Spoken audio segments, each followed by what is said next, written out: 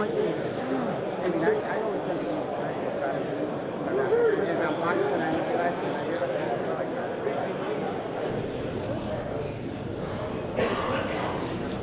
On behalf of the Federal Energy Regulatory Commission and the U.S. Army Corps of Engineers, I want to welcome all of you to the public meeting on the draft environmental impact statement for the Constitution Pipeline and Wright Interconnect project. Let the record show that the comment meeting began at 7:05 p.m. on April 2nd in Afton, New York. My name is Kevin Bowman, and I'm an environmental project manager at the Federal Energy Regulatory Commission. To my right is Doug Mooneyham, also representing FERC tonight, and to his right is Amy Gitchell, the U.S. Army Corps of Engineers. Also with us tonight, who you may have met at the back table before you came in, representing FERC tonight is Tim Seacrest, Charles Brown, Lavinia DeSanto, and Jen Ward.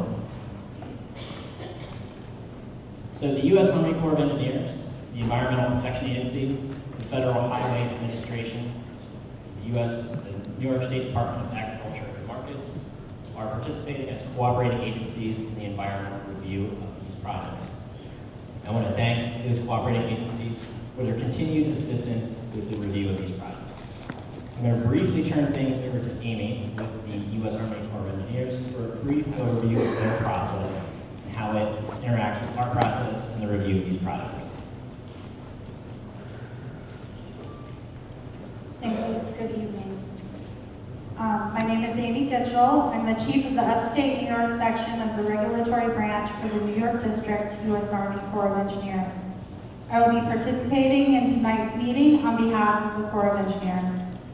The Corps of Engineers is here today to obtain information and evidence and ensure coverage of both the public's and the Corps' concern to assist in the regulatory review of the permit application submitted by Constitution Pipeline Company for the construction of the pipeline that was described by Mr. Bowman.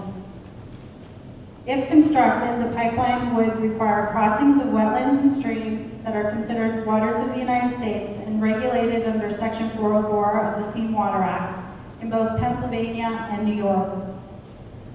The Federal Energy Regulatory Commission, as a lead federal agency, will make a decision whether to issue a certificate of public convenience and necessity to allow the construction of this project.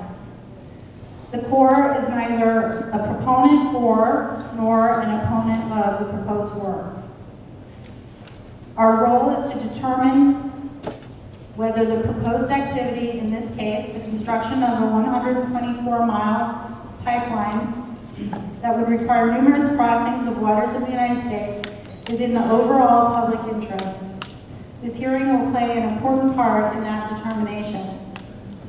Please understand that we do not expect to answer questions from the audience in this hearing related to the proposal, as we are here to obtain information and your comments. Questions on the regulatory process in general can be directed to my staff in my office on another day. The New York District has issued a public notice for this project with the comment period closing on April 7th. The entire public notice, including all of the attachments, is currently posted on the New York District website. The website address is www.nan.usace.army.mil. We do have some copies of the public notice without the attachments on the registration table. If you are not currently on our public notice email distribution list and would like to receive an email announcement for future public notices from my office, please provide your email address to one of the staff members at the registration table today. I look forward to hearing your comments this evening. Thank you, Amy. You'll note that we have arranged for a court reporter to transcribe this meeting so that we will have an accurate record of the meeting. If you'd like to receive a copy of that transcript, you can make arrangements with the court reporter following this meeting. So in June 2013, Constitution Pipeline and Iroquois Gas Transmission filed applications under Section 7 of the Natural Gas Act. These projects consist of the installation of approximately 124 miles, 30-inch diameter natural gas pipeline between Susquehanna County, Pennsylvania, and Schoharie, New York. The primary purpose of this meeting give you the opportunity to provide specific environmental comments on the draft EIS prepared by FERC staff for these projects. It will help us the most if your comments are as specific as possible regarding the proposed projects and the draft EIS. I'd like to clarify again, this is a project being proposed by Constitution and Iroquois, and it is not a project being proposed by FERC. Rather, FERC is the lead federal agency responsible for evaluating these applications, and therefore FERC is not an advocate for these projects. Instead, the FERC is an advocate for the environmental review process. So during our review of these projects, we assembled information from a variety of sources, including Constitution and Iroquois, the public, other state, local, and federal agencies, and our own independent analysis of fieldwork. We analyzed this information and prepared a draft EIS that was distributed to the public for comment. A notice of availability for this draft EIS was issued for this project on February 12, 2014. So we are coming close to the end of the 45-day comment period on the draft EIS, and that ends this Monday, April 7, 2014. All comments received, either written or spoken, will be addressed in our final environmental impact statement. I encourage you, if you plan to submit comments and have not, please do so here today, either verbally during our comment portion of the meeting tonight, or in writing using one of the forms that are outside the room by the tables. You can also submit comments using the procedures outlined in the notice of availability of the draft EIS, which includes instructions on how to submit your comments electronically. Your comments will be considered with equal weight regardless of whether they are provided verbally during the meeting tonight, the meeting earlier this week, tomorrow, or submitted in writing. If you received a copy of the draft EIS in either paper or CD, you will automatically receive a copy of the final EIS. If you did not get a copy of the draft and you want to get a copy of the final, please make sure you sign the attendance list at the back of the room, provide your name and address, and we'll make sure that you get a copy of the final EIS. In addition, I want to state that neither the draft nor the final are decision-making documents.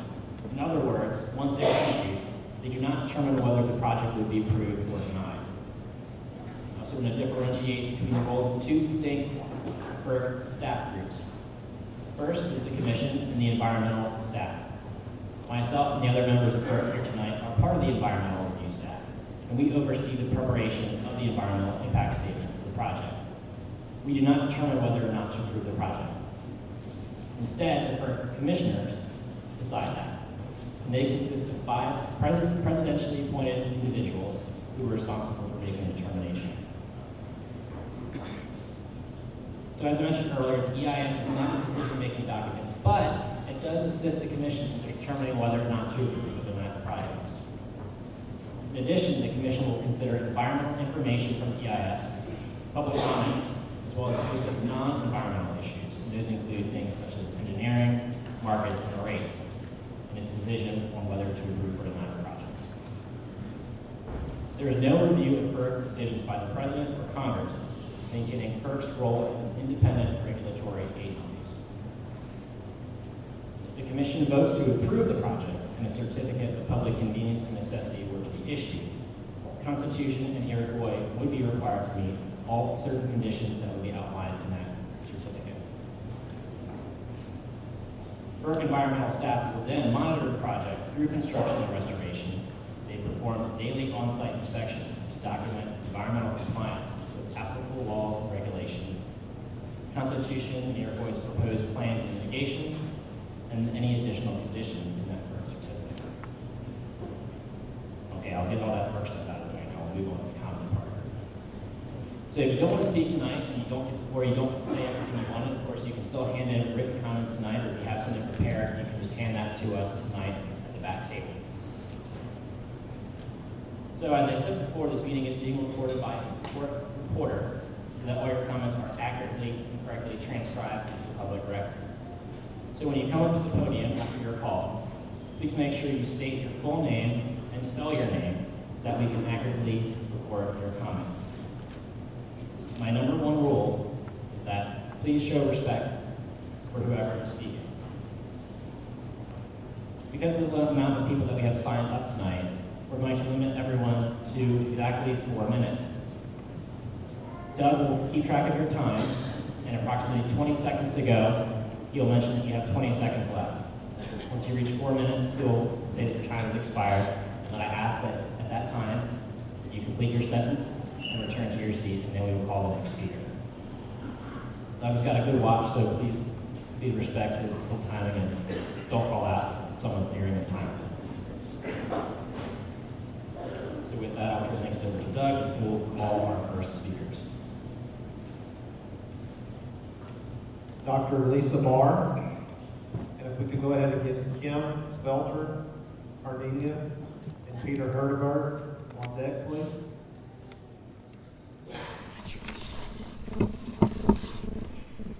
Ready? My name's Lisa Barr, L-I-S-A-B-A-R-R. I'm a journalist with Counterpunch of late. The last 4 years, I've been covering this industry in 2 states. I'm intervening against this pipeline and speaking as a citizen tonight because sometimes a journalist puts down the reporter's pad and throws a lifeline to a person who's drowning. And I see a lot of people in this room who are drowning. Christians, Muslims, Jews know the prodigal son strays, but changes his ways and is welcomed back, forgiven. In real life, prodigal sons are either mistaken for heroes or treated with great scorn. FERC, your behavior needlessly splits our region. You gave a month's notice of holding this hearing during our academic community's spring break. That's the nature of our community. That's no break for the experts, and you know it. They have to publish or perish and schedule their research trips 3 to 6 months in advance. They cannot be here. FERC, repent. We need a redo. There is anger here because prodigal sons like Tony Soprano or Michael Corleone didn't really make the streets safe for kids. In New Orleans, the Teamsters bragged about having blown up Channel 8's transmitting tower in 1982, so their affiliated IBEW videographers negotiated a great contract. It made the reporters union smile, but only the IBEW guys got a deal, and only for a short time. Our union got busted. Bad behavior, ignorant behavior never pays off for the entire flock. Someone always gets hurt, usually the prodigal sons and daughters with the least power. Remember Love Canal, a rare, true cleanup of a Superfund site? That was Hooker Chemical. Their counterpart today on steroids is Cabot. Remember Rockefeller busting the unions overtly? Can't get away with that now, so they buy everybody off with their good deeds, newspaper ads. I just got interrupted. Is this going to be allowed? Please continue to interrupt and stop. Newspaper ads, stories straight out of the press release. That's the Marabidos and the Williams, the big shots. They'll always land on their feet because they can put everyone on a bus with a chicken dinner every night. We tried regulating them, but after World War II, the industry hijacked our transportation, energy, even our national defense policy. So I want to be angry with the Teamsters disrupting what's supposed to be a discussion of the dEIS with industry talking points that are false, but instead I have to reason with them and with you, FERC. Here's what's at stake and why forgiveness matters. In Sydney Center right now, access roads without ditches, retention ponds, all absent in the dEIS too, by the way, are being constructed. And we've seen this before in Bradford County, PA. The prodigal sons didn't repent, so come fall of 2011, an 80-something-year-old mother tells her 50-something-year-old son, the water's never going to get that high here in Waverly. We won't evacuate. They woke up in the middle of the night, no power, frigid water splashing on their beds. Son and mother sloshed 2 chairs onto the kitchen table. The water was neck high in the morning. Son was still breathing on that chair, holding his dead mother on the chair next to him in the water. That's what happens when regulators don't do their jobs. Please interrupt the speaker. In Washington State, just this week, they said they'll never be able to dig the hundreds missing out of the mud 2 years after the timber industry regulators weren't properly enforced.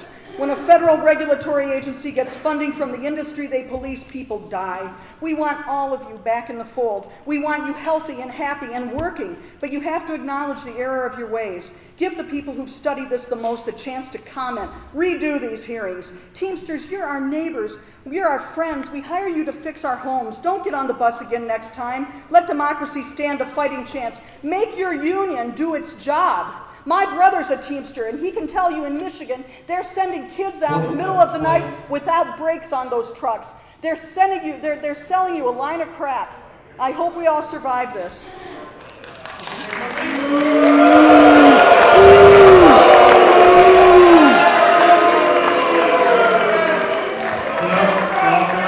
To now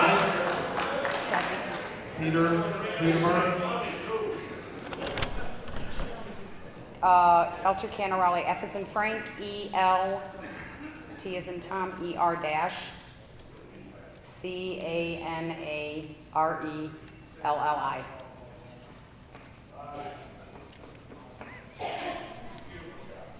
Okay? My name is Kim Felter Canarelli. I am not here to engage in a conversation about the old Bush-Cheney energy agenda and regulate a natural gas pipeline, yet am here to change the conversation. New York has the opportunity to be the leader for the world on the issue of energy. I agree 100% with Governor Cuomo when he said New York can take care of itself. A $750,000 grant was made available to Amphenol to invest in a natural gas pipeline to keep Amphenol in the area. Yet rather than take the lead and institute a plan for solar energy and really save on carbon emissions, we squander the opportunity and invest in a plan to continue the onslaught of natural gas production. Amphenol can stay in the area with any energy option. Natural gas is not their only option. NYSEG has been providing natural gas and electricity to New York since 1852 and could easily incorporate Mirabitos, Leatherstocking, and Corning natural gas to continue providing these services. The fact is, there has never been a demand for natural gas in New York State, and as a result, NYSEG never laid the infrastructure. We are being redundant in our efforts to provide natural gas. We need a clean energy conversation that reinvests our tax dollars back into New York solar companies that are ready, willing, and able to install solar panels for Amphenol today. Solar companies can employ just as many, if not more people, than any natural gas company or project can. I would appreciate FERC's consideration of the fact that New York wants to get away from fossil fuels. We are an agricultural state and stand to lose much with the approval of a natural gas pipeline. I am asking FERC to take citizens' concerns into consideration for a clean energy state and deny the Constitution Pipeline project. New York is a sovereign state and can decide what we want in the way of energy. Allow the constituents of Governor Cuomo and U.S. Senator Charles Schumer to initiate a clean energy agenda. Together with our legislators, we can come up with a better plan for New York and utilize our New York tax dollars for our New York businesses. Thank you.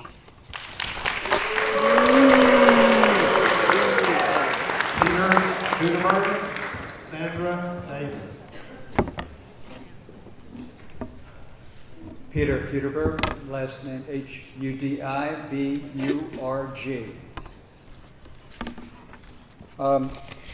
FERC's mission is apparently to supply reliable, efficient, and sustainable energy to its customers.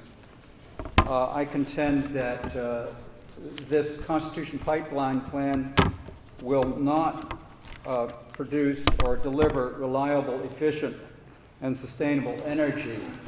I submit that the Marcellus Shale field is very close to going into a decline in production. In fact,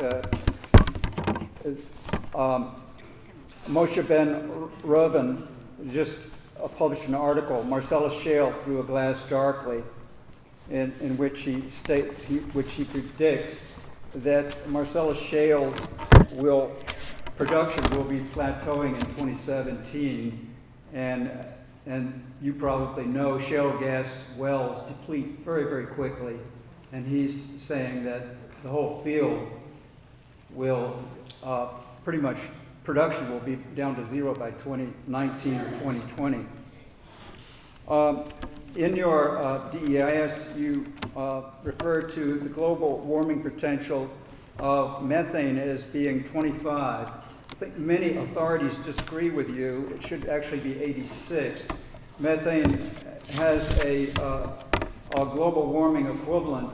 It's 86 times more warming than CO2 in the 20-year period. And 20 years is what's far more relevant for us today. We have plenty of evidence that's accumulating that global warming is accelerating and is taking place much faster than scientists in the past had predicted.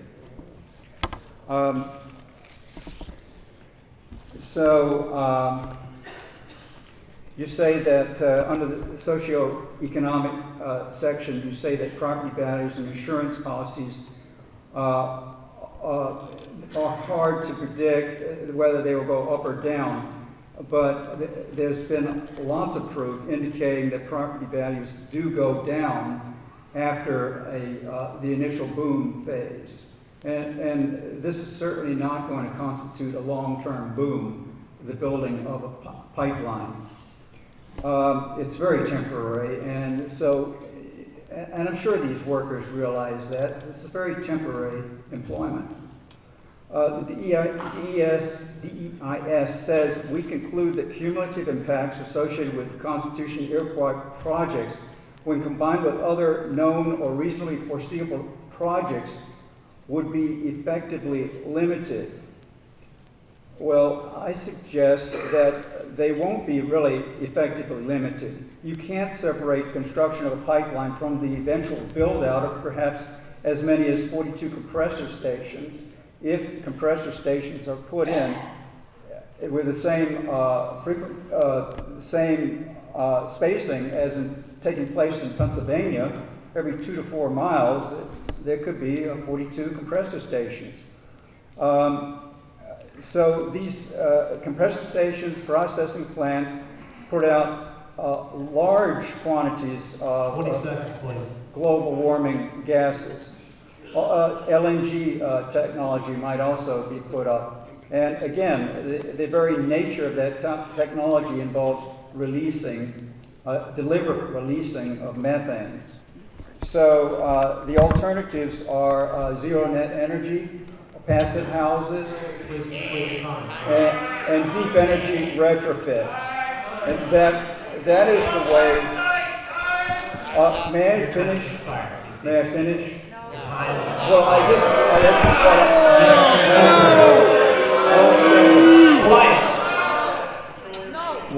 one sentence. Mr. Zuckerberg, your time has expired. There is 50 more speakers that have signed up to speak. You have your 4 minutes. So that sustainable energy is passive housing, zero net energy, and deep energy retrofits.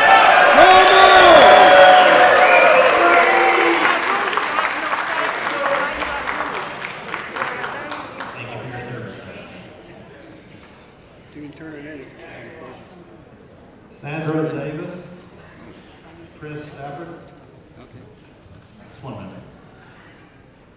You'll notice that the uniformed police officer just came down here after Mr. Heederberg extended his 4 minutes of time. We've only gone through 4 speakers, and I'm already having to warn you that I can shut this meeting down, and I will not hesitate to do so if it comes to that. I ask that when your time is up, to please take your seat. We have a lot of people to get through tonight, and I want to make sure that people who are signed up towards the end get home at a reasonable hour. In addition, if things do not get transcribed into the record, they will not be transcribed at all. So thank you.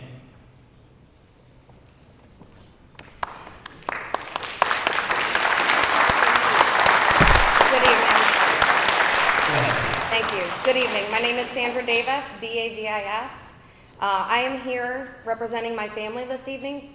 We are from Delaware County, town of Deposit. I'm a very proud landowner of 55 acres and an exceptional mother of 3 beautiful boys. I'm here tonight because I grew up in New York State. I grew up in Delaware County, town of Deposit, lived there all my life, grew up on a dairy farm.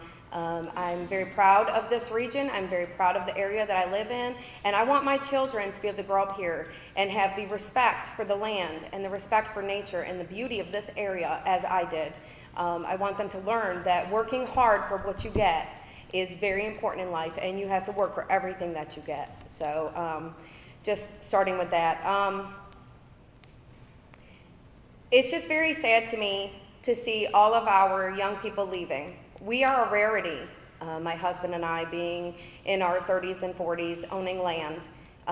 It is very sad for me also to send my husband 2 hours away to work because there are no jobs here. There is no way to pay our taxes. As far as I see it, the Constitution Pipeline can bring that in. They can bring jobs, regardless of whether they are temporary or not. It is a job, it is local, and he doesn't have to leave me and my children when we just adopted our 2 boys. So it's very, very, very important to me that my husband stay here and I get to raise my children here. I don't want to leave, but the way it's looking, we may get pushed out. 6 years with no natural gas, 6 years with no pipeline, and it is very frustrating for me to have to wait for my income tax return to pay my land taxes and then be charged penalties on top of it by the government. It is ridiculous. Anyways, I'm here to comment on the draft EIS. I support the Constitution Pipeline for many dozens of reasons. New York State has stripped me of my rights for long enough. Our area needs all the help it can get, and our tax basin obviously needs a boost. We see so many of our neighbors struggling to pay taxes, including ourselves. It would be appalling not to approve the Constitution Pipeline, a project that would add some strength to our tax basin that desperately needs a boost. Broome County alone could see $1.2 million annually in property tax benefits alone. The spending in Broome County would boost all of our local economies. This isn't just me commenting and express my support for the project. This is a plea for you to approve it. I think you're doing a fine job, and I think you need to continue and get this done so that people like us don't have to suffer anymore. This can help our schools, our municipalities, and our county while putting locals back to work before it is too late.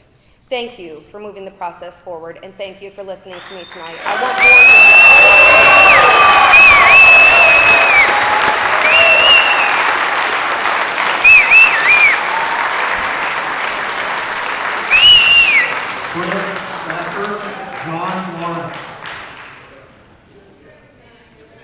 Good evening.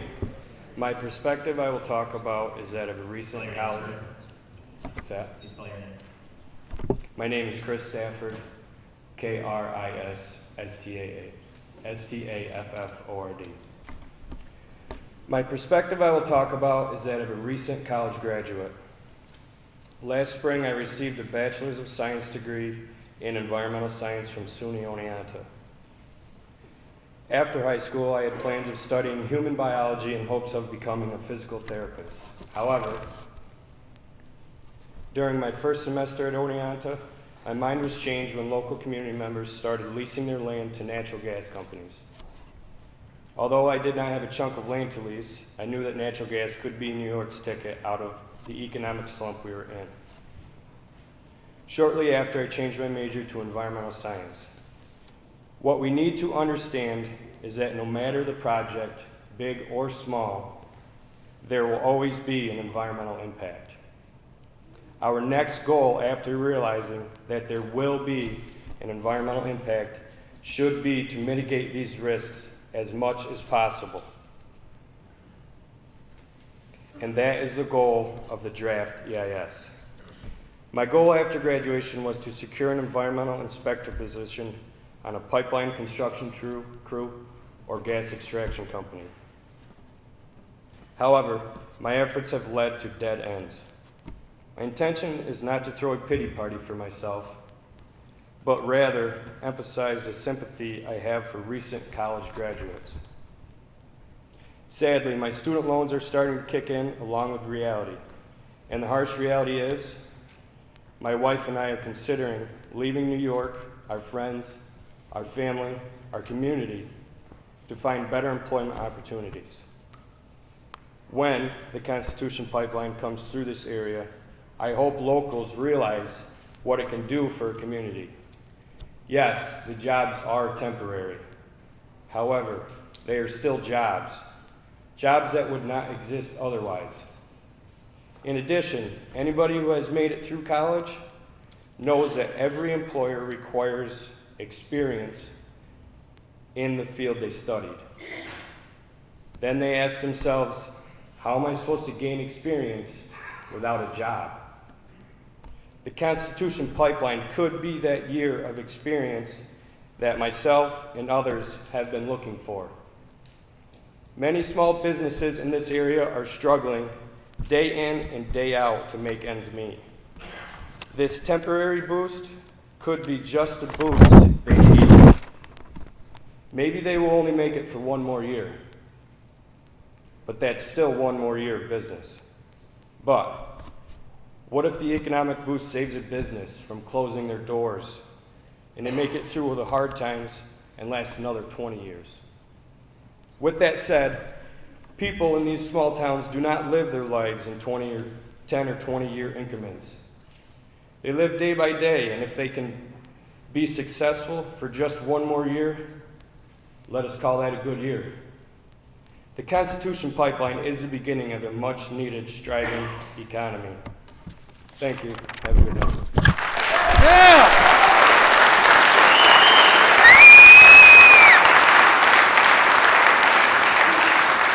John Lawrence Earl Colley.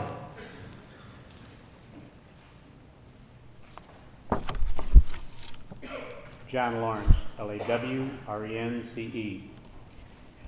I'm the supervisor of the town of Afton. Upstate towns and villages seem to be passed by the downstate agenda when it comes to economic growth.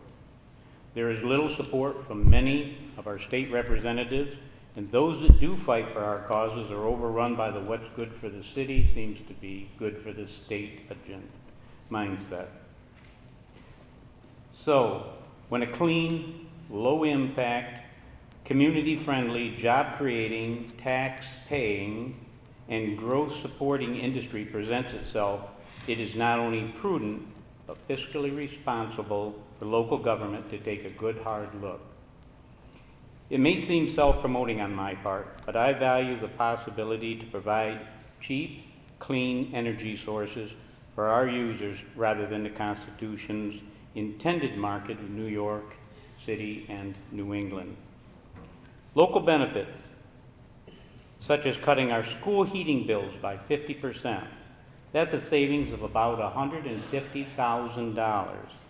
Providing the energy that could lead to growth in local businesses, such as Wagner Logging's ability to put in a kiln drying facility, Vincent's Restaurant, saving thousands of dollars on heating bills, the Amphenol Corporation, that provides over 1,000 jobs in this area, and the advantage needed to attract new businesses, thereby providing more jobs. Jobs that could encourage our young to look here as a place to stay and grow and raise a family. The pipeline will provide an estimated annual share of school tax payments to Afton of $460,000. That's an annual payment. And another $312,000 to Bainbridge. That's over $770,000 annually for Afton and Bainbridge schools. You can't tell me that that won't affect all of our tax dollar payments. And that's in addition to the town and county tax benefits. Public safety, something that we're all interested in. Williams Partner LP operates over 16,000 miles of interstate natural gas pipeline. The Constitution Pipeline will be built with more safety features than would be otherwise required by federal law and regulations. Careful monitoring of construction is undertaken by Constitution Pipeline, as well as an independent third-party firm to ensure that construction and safety meets or exceeds federal and industry standards. Local staff, read jobs, will monitor the pipeline 24/7 to ensure that safety is maintained. In short, natural gas pipelines are the safest way to deliver the energy needs to our homes and businesses. The Constitution Pipeline is exactly the kind of good neighbor, new business, and growth opportunity we should be looking towards. Thank you.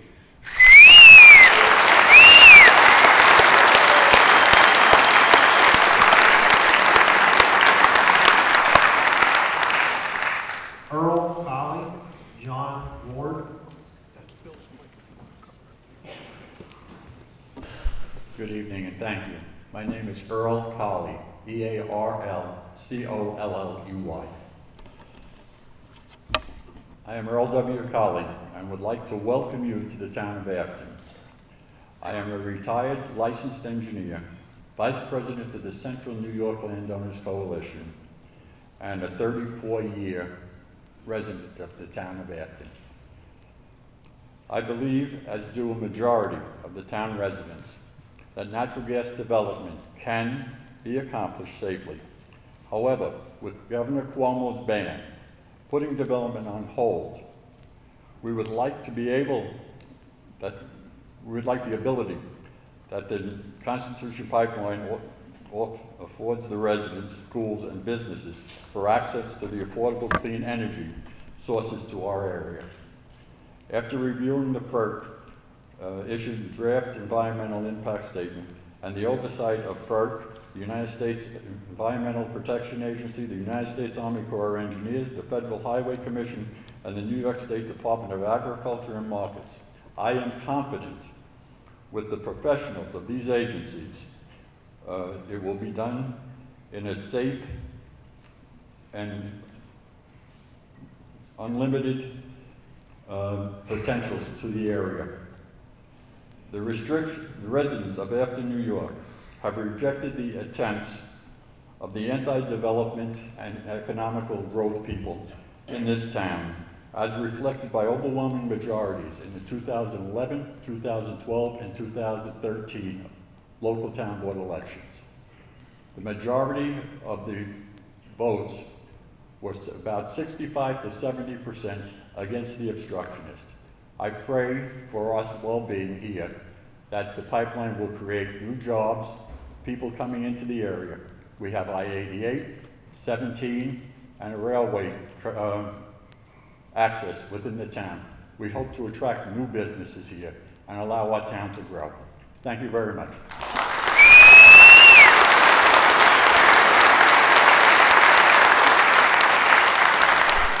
John Ward, Jeffrey Zool. My name is John Wood, W-O-O-D. I am the president of the operating engineers of Local 825. At first, I'd like to clarify that I am not a gangster or a thug, or neither are any of my brother or sister tradesmen in here.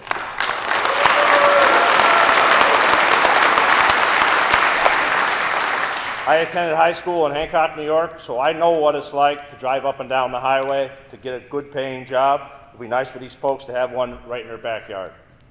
I support the draft environmental impact statement as it fairly addresses all the issues present for the building of a greenfield pipeline project. The short-term benefits are local tradesmen get good paying jobs. Our organization has thousands of certified operators, many who live in Delaware County. Last year alone, we had 3 major pipelines going at the same time. The safety aspects of these transmission lines are incredible. From the very beginning of making the pipe and coating it, if it's nicked, they throw it away. To the transporter, to the unloading of it, to the actual construction and the x-ray of the joints, each workman is held accountable for each and every weld that he makes, every operator, every laborer, every teamster. Everything they do, they are held accountable on the safety aspect of this. And at the end, they are excess pressure tests that are also done on these pipes. There will be a tremendous spin-off of impact benefiting the local merchants, hotels, restaurants, and suppliers. The long-term benefits will be a tremendous amount of tax revenue for the counties, towns, school districts that have been financially stressed over the years. This is also a public access pipeline, which gives all towns across the gas line the ability to further develop and have the opportunity for natural gas, which they do not have now. They may have not considered businesses, but now they may consider it with natural gas. We all need balance, good paying jobs, low cost gas in the New York market. It will benefit homeowners, commercial customers throughout the state. We support this project. Thank you for your time.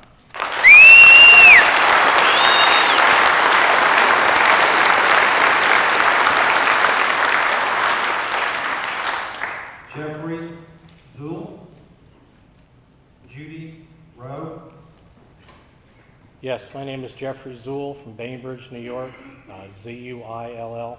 I'm a proud member of Local 825 Operating Engineers. We're supporting this project because it would mean good local jobs. Instead of having to drive 100 miles down the road, it would be good local jobs. And I don't think there's a tradesman in here tonight that does not want to work close to home. The environmental reviews, pipelines we've been on before, there is very little margin for error. I mean, everything is double-checked, triple-checked. It's about as environmentally friendly as you can find as far as construction and the long-term maintenance. The long-term effects of this will affect everyone economically. If there's a local business along the route of this pipeline that can honestly say they don't need extra revenue or would like to thrive during the construction and after, when they've suffered for so many years and worked hard to scrape through, the economic benefits are tremendous to municipalities, to schools, to townships, fire departments, all along the way. And it just keeps going. They pay a tremendous amount of tax every year, and I think it'd be a great project for the area. If it brings new businesses in, that's what we need. Okay, this area is stagnant. We need to do something. Give new businesses one more thing that makes them attractive to come to this area. I mean, and we've got the infrastructure. If we have natural gas, that's great. If it brings one or two more big businesses in, it's done its job. You know, that's what this is all about.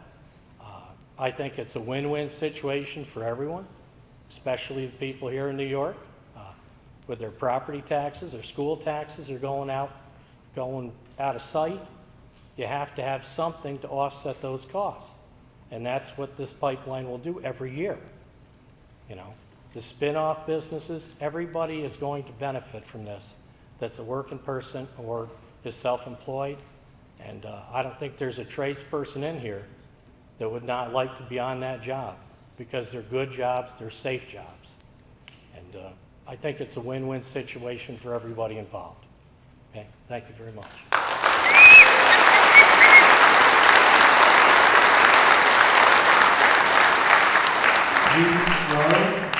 Stuart Anderson. Hi, my name is Judy Rowe, Judyrowe, and I'm from Harpersville, New York, and I grew up in this town. And excuse me, the gentleman in the first row, could you refrain from holding your sign so close to the speaker, please? You just hold it in your lap, you're very close. Thank you very much. Please continue. Me and my husband have lived in this area most of our lives. Anytime we've moved away, we're drawn back to upstate New York with its rolling hills and all the water streams, waterways we have here. And it's just a beautiful place to live.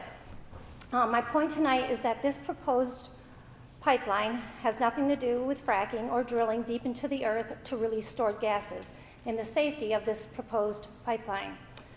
My husband has been an operating engineer since 1986, and his very first job he went out on was on a pipeline.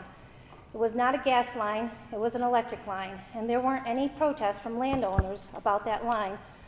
And that electric pipeline had to follow all the same guidelines and rules from the federal and state governments. They had to clear the land and restore it by these guidelines. The Millennium Line and connecting lines to the Millennium Line have been done with these same guidelines. A close friend of mine lives on Blatchley Road in West Windsor, where a pipeline connector to the Millennium Pipeline was just done like a year and a half ago. And she was telling me this week about all the deer she has seen on her road, and she went on and on about the old farm on the corner and how it has never looked this good in the 30 years they have lived there and other places on their road. They've done a really beautiful job restoring when they do these pipelines. These companies put down a wildlife grass seed mix that draw in the deer and turkey, giving them better nutrition. The birds also benefit by all the new growth that is created where the pipeline goes through. What I have observed with my husband's jobs is how nice the land looks once the restoration has been completed and regrowth has begun. The terrain is smooth, and it's just, a lot of times it looks much nicer than it did with the overgrowth before. I'd like to address the safety of these pipes after they are underground. The pipes have to pass tests prior to even being used. The welds are sealed, and when the entire spread has been completed and all the pipes are buried, and then a smart device called a smart pig travels through the pipe and it records any anomalies, any weaknesses. So if a rock falls and dings a pipe as it's being covered up, this could create a weakness. And that's what these smart devices find. So then these pipes have to be dug up before it's ever been used, and the smart pig process has to be done all over again. And then once deemed safe by all the safety officials and a pressurized test is done with water, all this is done before any gas flows through the pipe. All these lines are doing is transporting gas from one line to another, from wells drilled elsewhere. There is no fracking into our precious Marcellus shale that is right underneath our very feet. The beauty of the land is maintained or made better. The wildlife thrive. The safety is there under the ground. More consumers are getting a precious commodity delivered. Our local tradesmen are making a living in their very own hometown area, and the only issue would be if a homeowner needed that section of land deemed for a pipeline use to be right where they had plans to build something. And then the last point, local tax benefits in the form of sales and use tax. Annually, it's projected $1.3 million to Shenango County, $2.1 million to Broome County. These are our counties, our communities that would benefit. And I sure could use a tax break from the $6,500 a year that we pay in school and property taxes, especially with the safety, the federal government overseeing these lines. Thank you.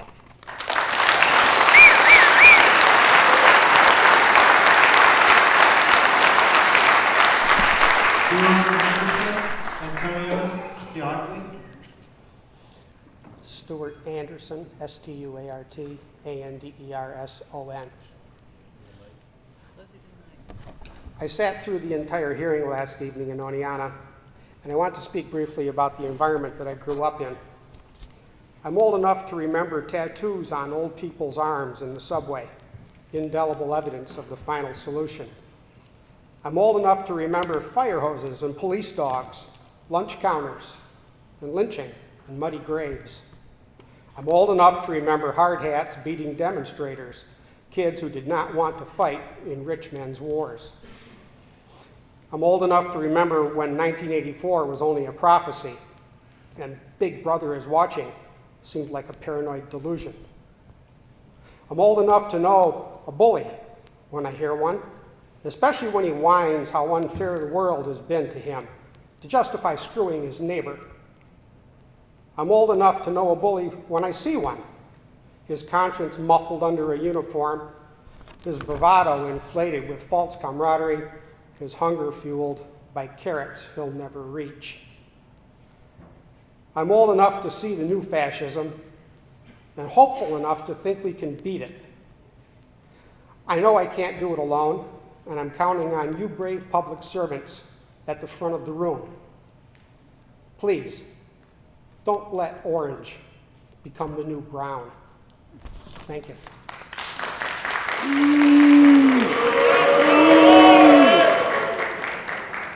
Antonio Seasley, Jason Quayle.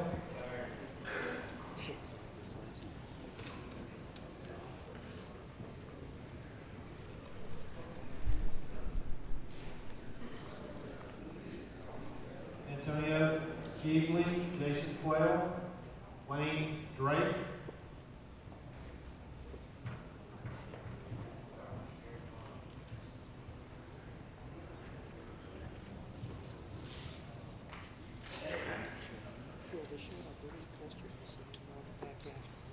used your 4 minutes getting here. That's all right. Hi, how you doing? I'm here to support for the Constitution Pipeline. Huh? Huh? Your name, sir, please. Wayne Drake. Thank you. Just because I'm a fellow operator here, and money made here is money spent here. And, you know, it produces more jobs for everybody, more family time for everybody, and it does go and improve the environment. You know, we're just putting a pipe in the ground. You know, we're not, you know, drilling in the shale. It's just a pipe, you know, and they work with us farmers. I'm a farmer as well. You know, these companies come and say, hey, we're gonna go right across your field here. You know, what kind of tillage equipment are you running? I said, we're running deep tillage equipment, so they're burying it deeper. So they're here for us. They're not here against us, and that's all I got to say. Thank you. Yeah, yeah. Brian Alcaret, Joshua Martin.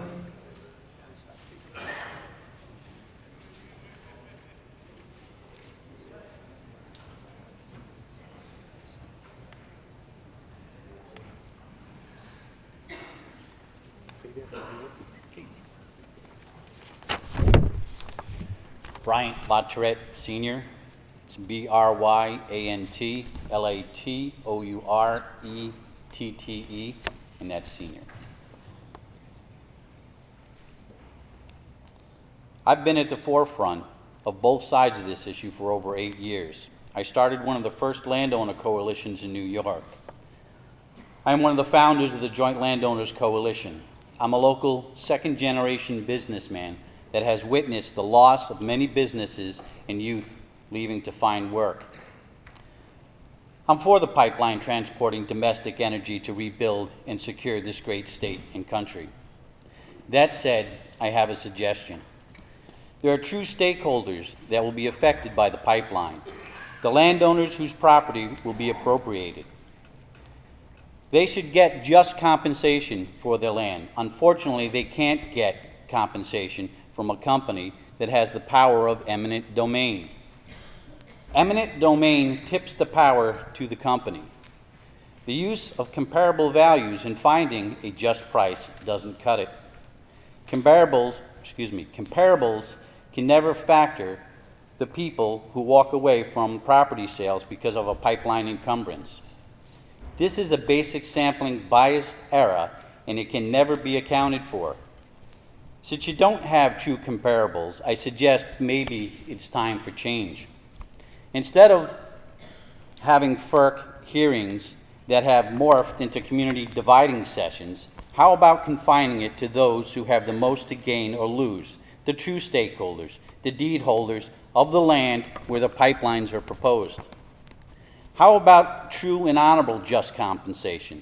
How about changing the way easements are obtained?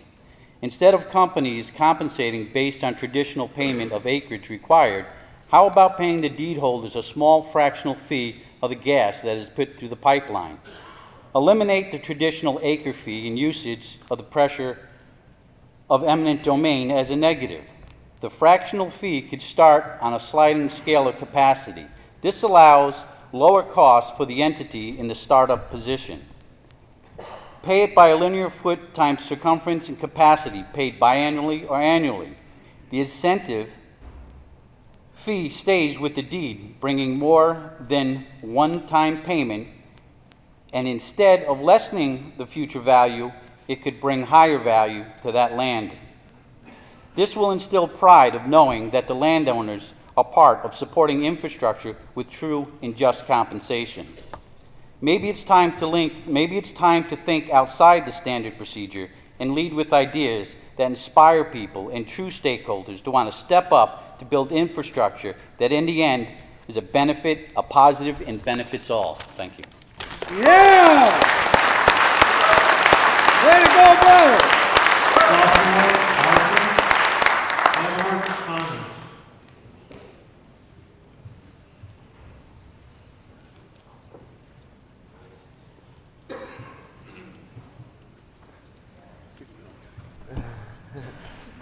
My name is Joshua Barton. I'm a laborer in Local 785. I wanted to ask my brothers and sisters of the local union to join me in the Pledge of Allegiance.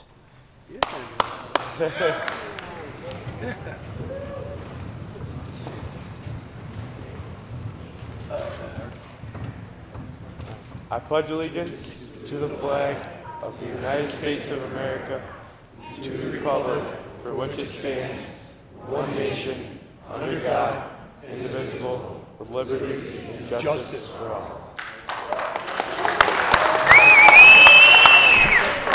That's it. Thank you very much.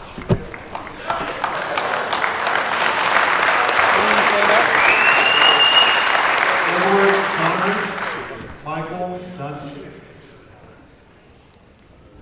Good evening. My name is Edward Connors, C-O-N-N-O-R-S, and I'm a member of Labor's Local 785 and have been a citizen of Broome County my whole life. In New York, there are nearly 4 million customers who heat with natural gas. Approximately half of the households in the state use natural gas for heating purposes, and residential customers constitute the majority of natural gas users. We need natural gas to heat our homes, to create electricity, and to drive manufacturing in New York State.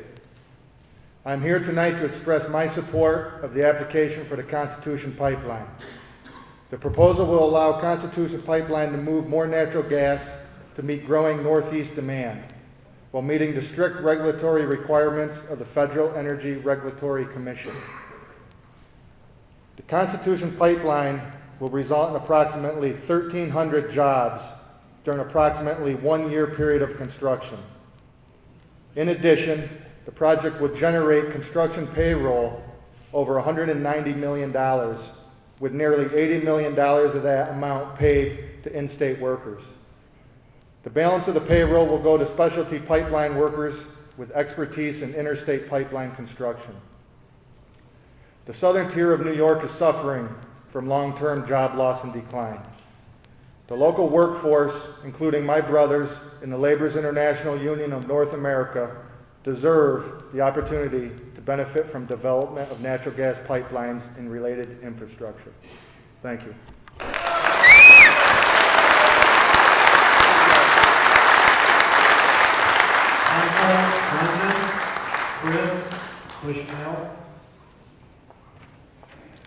Hello, my name is Michael Dundon, D-U-N-D-O-N.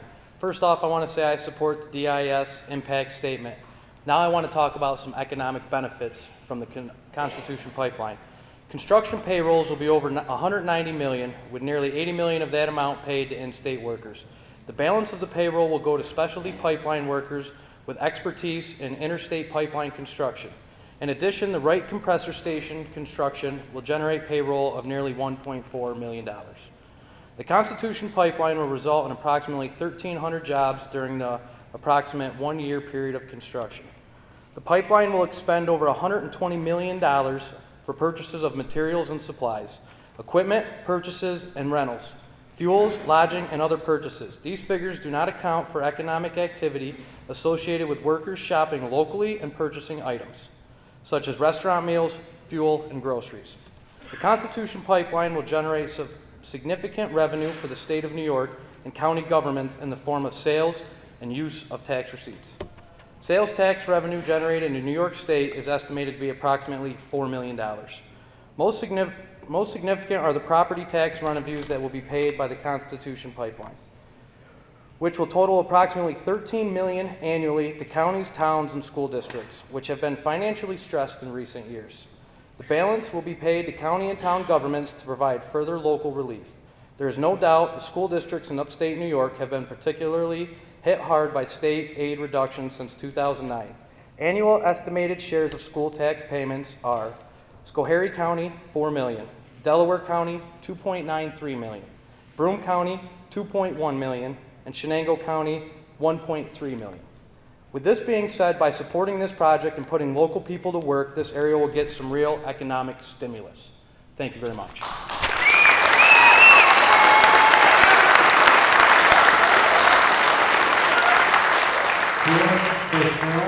Dave Marsh.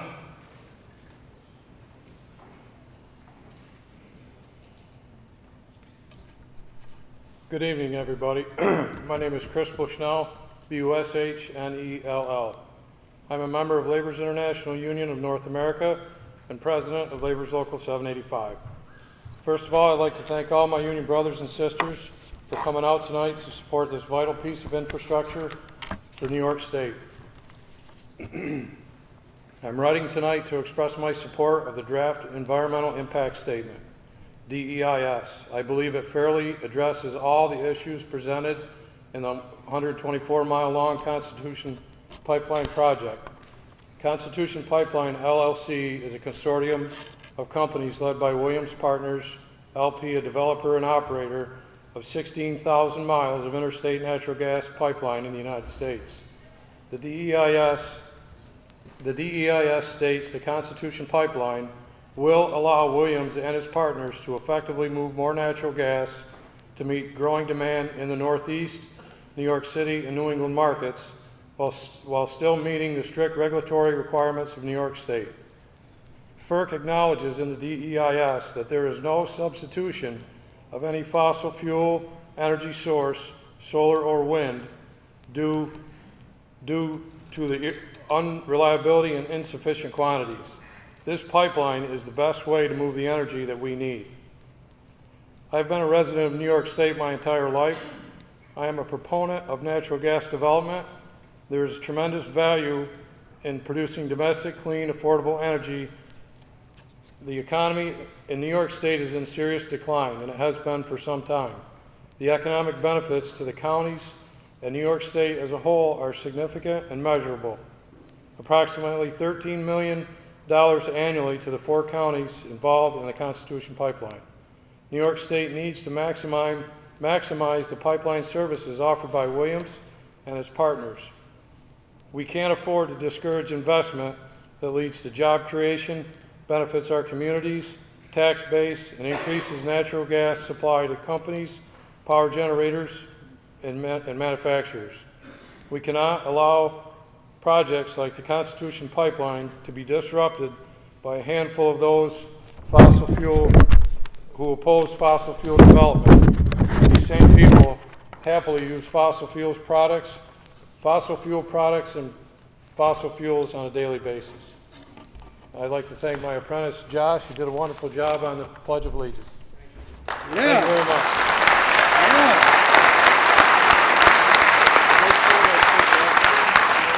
Dave Marsh, Marty Ohama.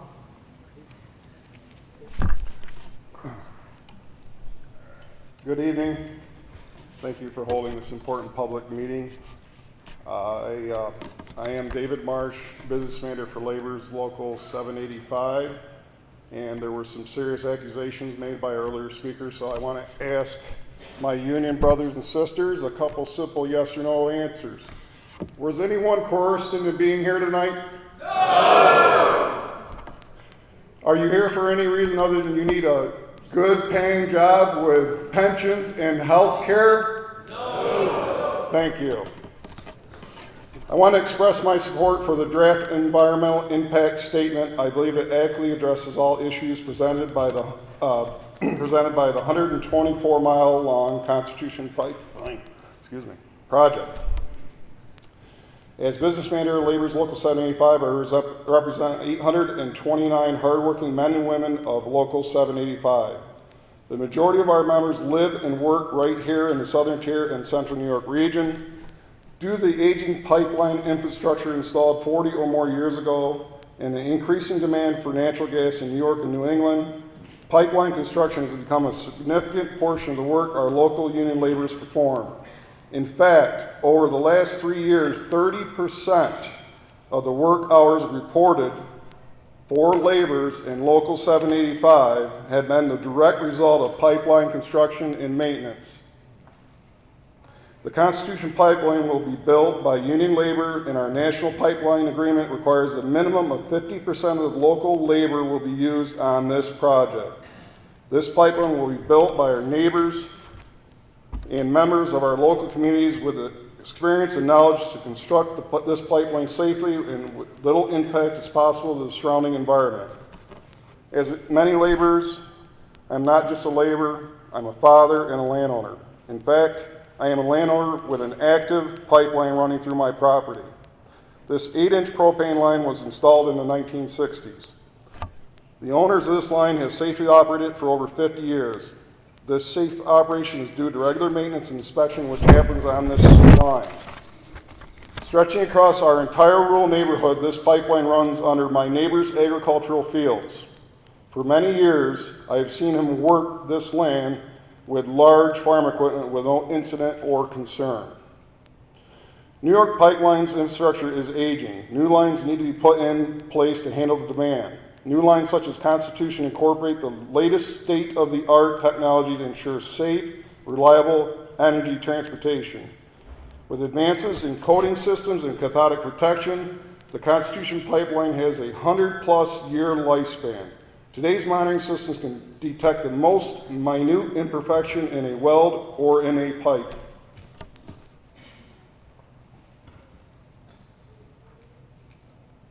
Under EIS section 2.1.12, reliability and safety, the report notes that although regulators requiring remote control shutoff valves have not yet gone into effect and would apply to pipelines built in the future, Constitution committed to the use of remote control shutoff valves for the proposed pipeline.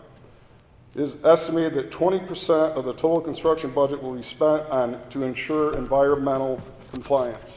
20% of $700 million. 20 seconds.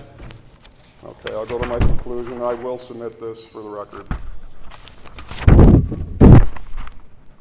This environmental impact statement was compiled by the U.S. Environmental Protection Agency, the U.S. Army Corps of Engineers, the Federal Highway Administration, New York State Department of Agriculture and Markets, and I feel it adequately represents an adequate study, and we support it. Thank you.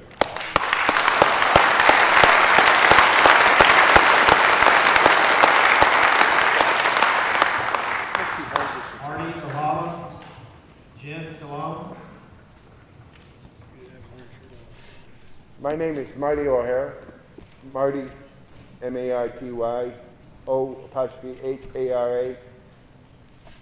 I've been working in Pennsylvania for over 5 years, working pipelines. We've had to stop work for eagles, bats, snakes, whatever. The environmental is taken care of every day. Nothing more powerful than the environmental out there. They watch you every day of the week, every minute of the day. They take care of it. They watch it. Thank you.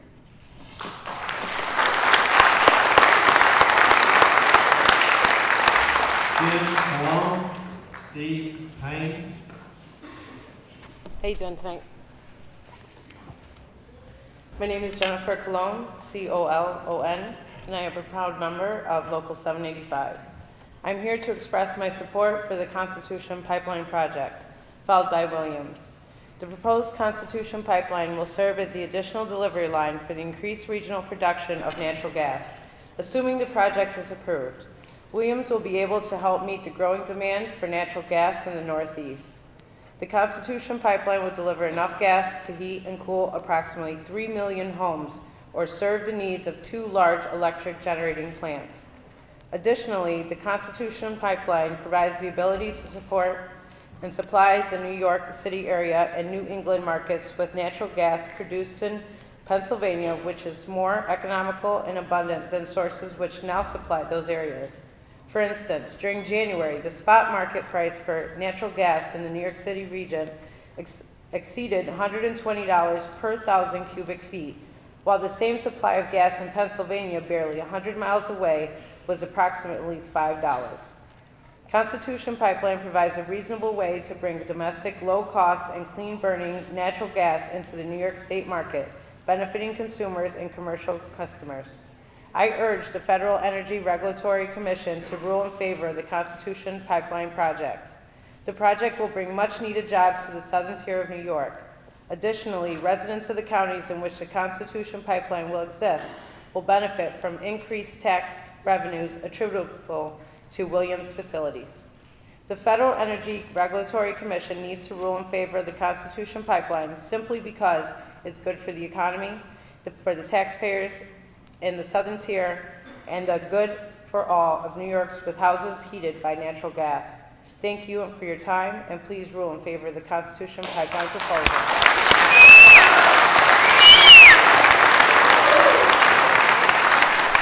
Steve Payne, Francis J. Cooney.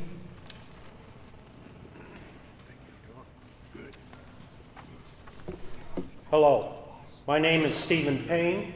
It's P-A-Y-N-E.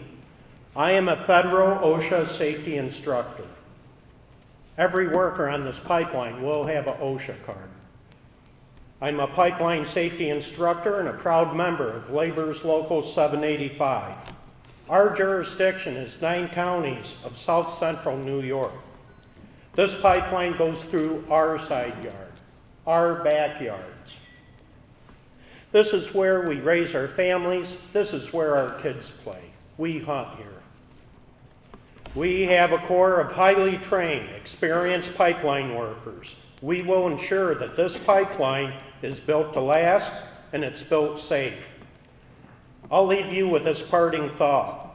If someone in this room had a 60 or 70-year-old artery going through their heart, old, corroded, deteriorated, they would go get it fixed.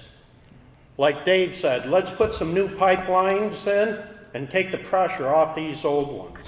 I thank you for your time.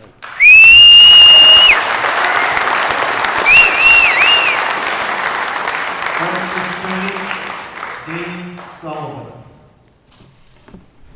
Good evening. My name is Francis, F-R-A-N-C-I-S, J. Cooney, C-O-O-N-E-Y. I'm a proud 28-year member of Plumber and Pipe Fitters Local 112. I'm standing here in front of you to express my support of the Constitution Pipeline, which is proposed to be constructed in Broome, Shenango, Delaware, and Schoharie counties in New York. As you may know, the jobless rate in the southern tier is high, comparable to New York State and the national average. Williams pipeline projects have provided good union jobs to members of my local, Plumber and Pipe Fitters Local 112, Operating Engineers Local 158, IBEW 325, and the Laborers International Union of North America, to name a few. Moreover, Williams has contracted with several New York employers that employ union workers in the area, myself included, for work on other Williams facilities located in Pennsylvania. I would also like to note that much has been brought about the temporary jobs that the Constitution Pipeline will bring to this area. For 28 years, every job I have had has been a temporary job. Yeah! I have been fortunate enough with those temporary jobs to put 2 children through Syracuse University College.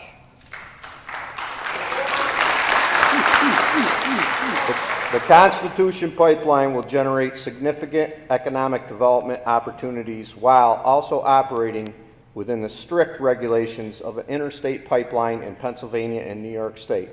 Additionally, construction of the Constitution Pipeline will result in well over 1,000 jobs during the approximately 1-year period of construction.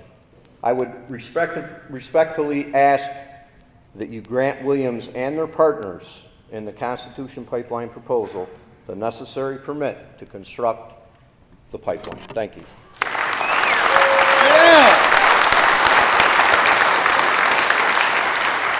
Steve Sullivan, William Roche.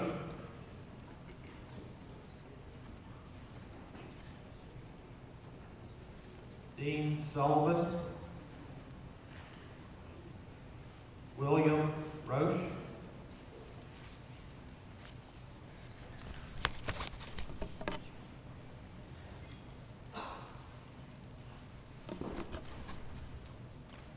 Thank you. My name is William Roche, and it's William Roche, middle initial J.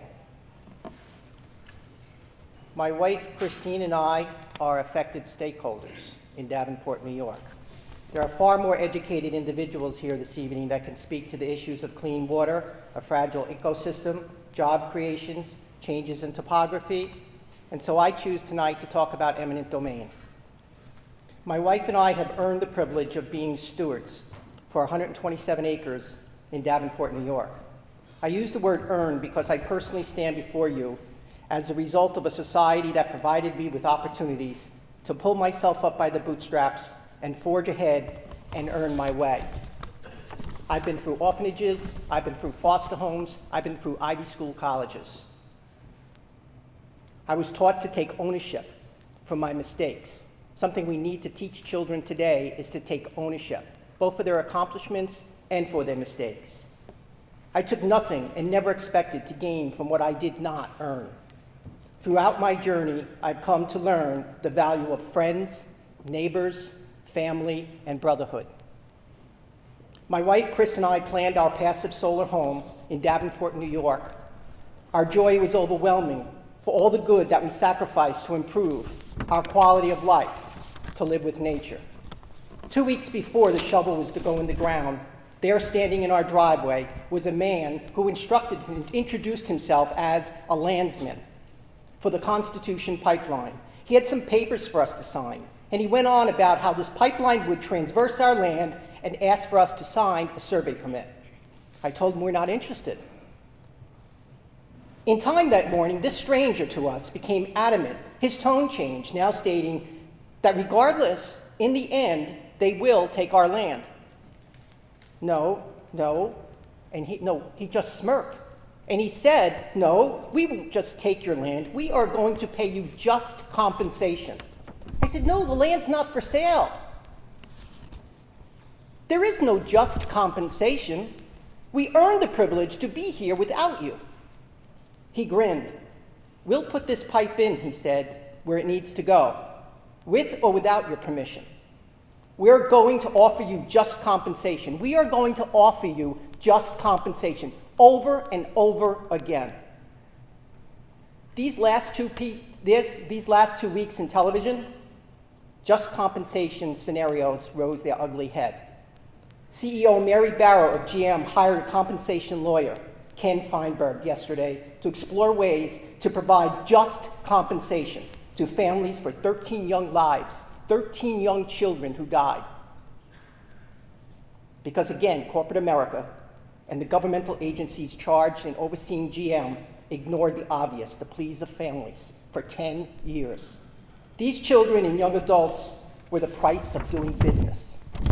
And after all, we're sorry, stated Miss Barra, but Mr. Feinberg will offer just compensation for 13 young lives, your daughters, your sons.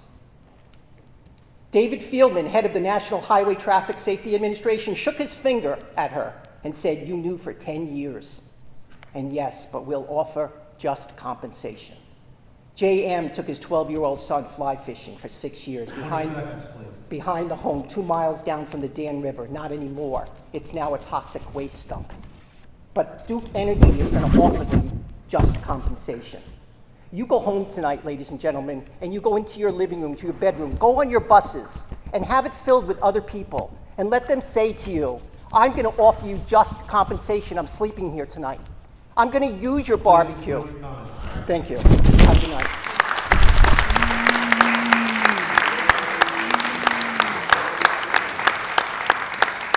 Catherine Arlen, Garrett Hunter,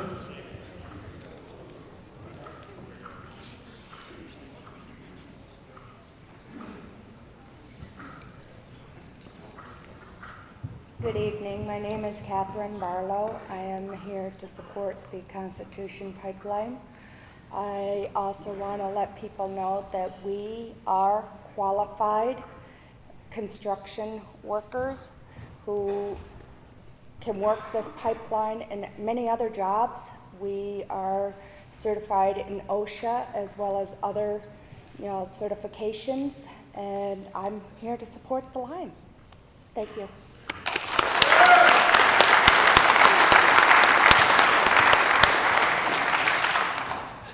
Gary Hunter, Michael Smith.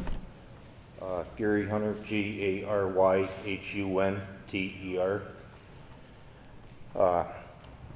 I've worked on a couple pipelines, and I can tell you about the environmental, how painstakingly they do to keep things right on the right and right.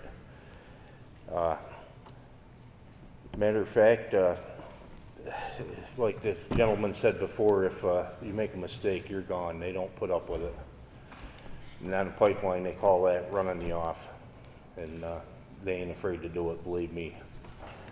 I've been in the operating engineers for quite a few years. I've been in construction my entire life.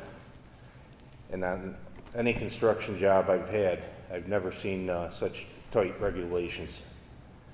I mean, there is inspectors for everything there. The pipeline's been good to me. Matter of fact, right now I'm putting a roof on my barn, and the 3 guys that are working on it are from Deposit, and they're getting paid with money from the Bluestone pipeline that I saved a year and a half ago to put that roof on.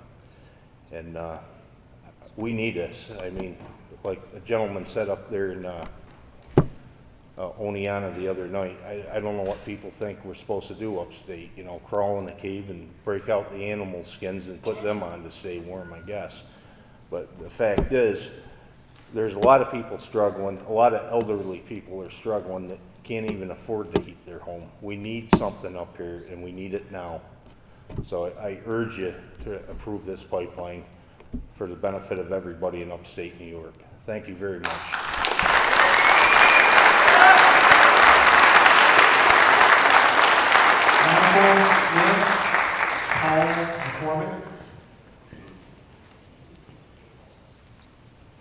My name is Michael Smith, SMITH. I'm a 37-year member of the International Union.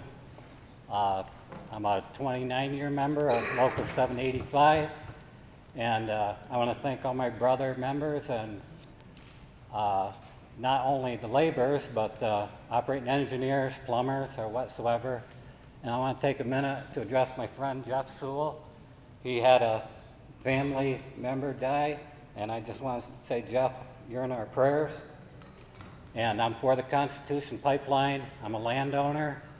I've worked on the pipelines.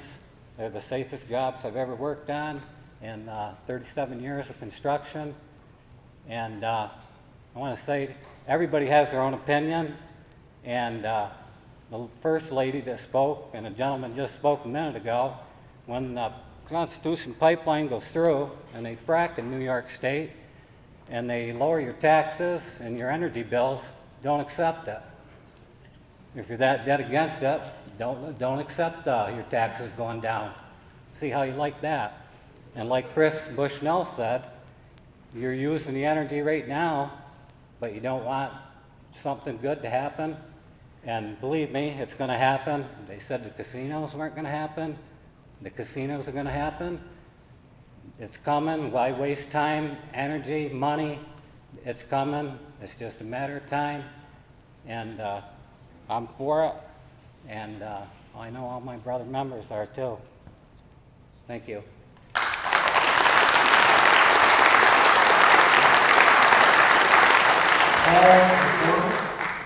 Paul Chrisbell.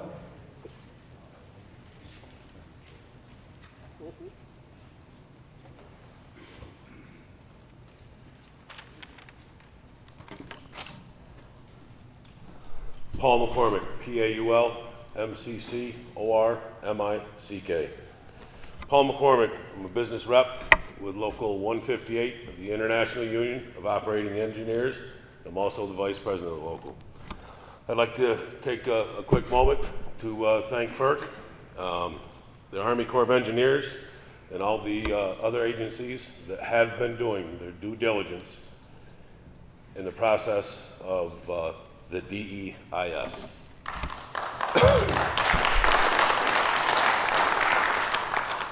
I have 25 years in the construction industry with extensive pipeline experience in all aspects of pipeline construction, from actually putting the pipelines in to meter stations, valve settings.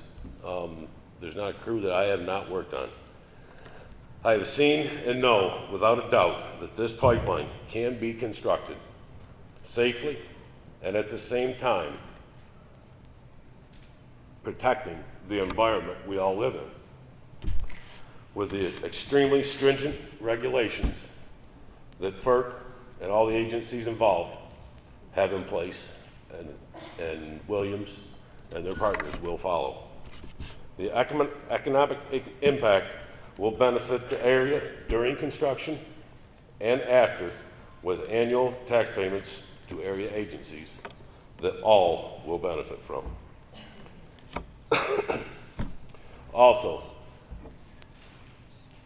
if you look at Williams' plan and what they've submitted, every cubic foot of gas that goes through this pipeline daily is sold, spoken for. So obviously, there is a public need for this gas and this pipeline. In closing, I would like to ask FERC to continue to help with the commission with their excellent work they have done and improve this pipeline for the local, our brother and sister locals, and let's construct this pipeline. Thank you.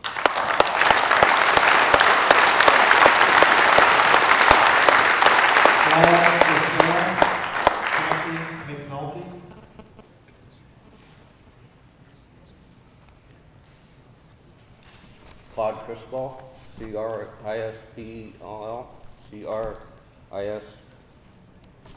C-L-A-U-D-E, first name, C-R-I-S-B-E-L-L.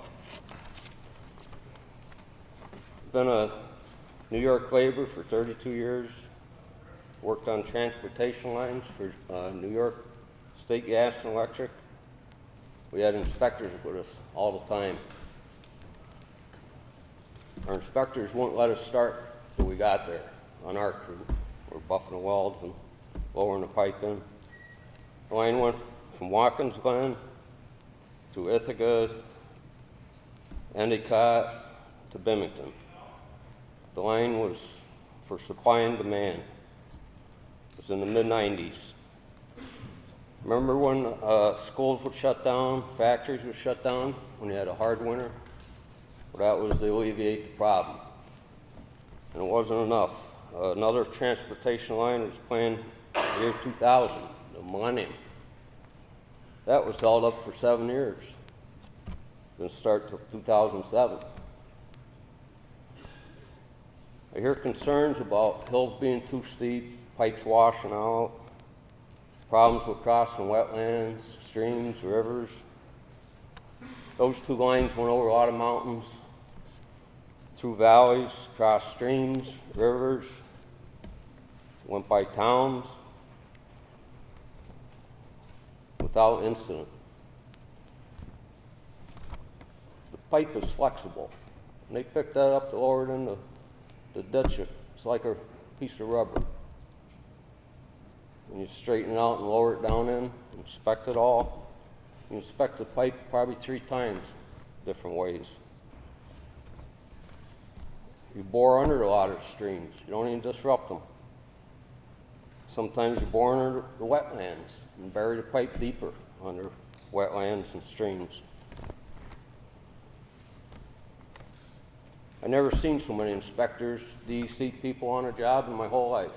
I worked a lot of different jobs in 32 years. I have land in Pennsylvania. My brother and I, he has 109 acres, I got 32. Chief Gathering LLC offered us a pipeline agreement for a 24-inch line. We signed in. It was a 50-foot right away, a 50-foot work area. We got paid for the 100-foot, and they went through more of his land than I did.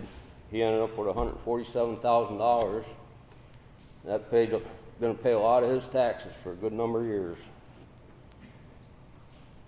They did a very good job, put gates up where we wanted them, rebuilt the stone wall, planted it with wildlife mix. We had deer, turkey all over the pipeline. Everybody wants to hunt the pipeline now. Our steel industry's growing because of cheap natural gas. DuPont and Dow Chemical are moving their companies back to the United States for the cheap energy.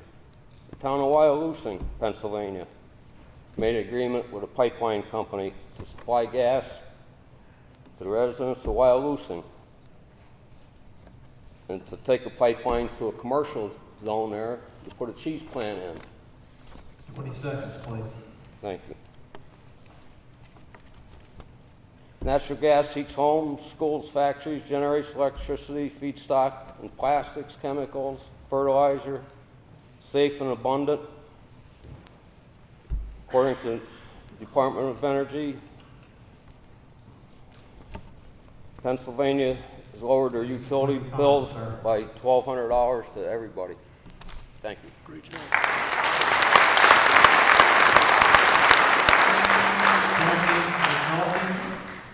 Hi.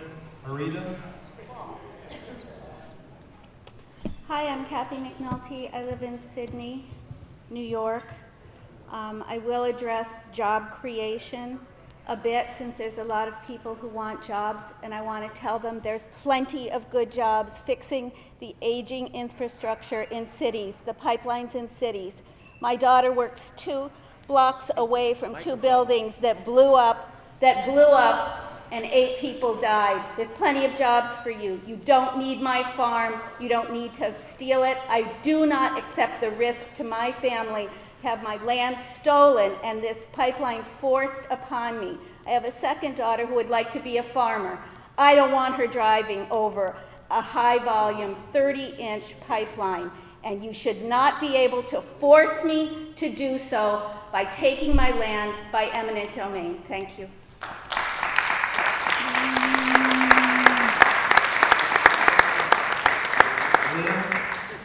Harris, Nina, Takahashi. Haritz.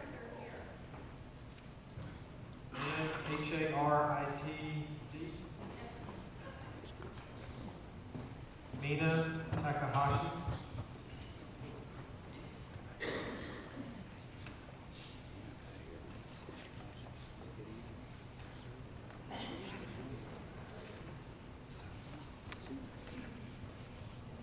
Good evening.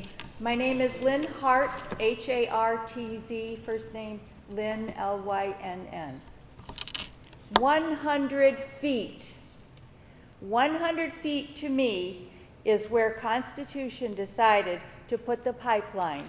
100 feet from my back door. Anyone else in this room with the same situation? Okay.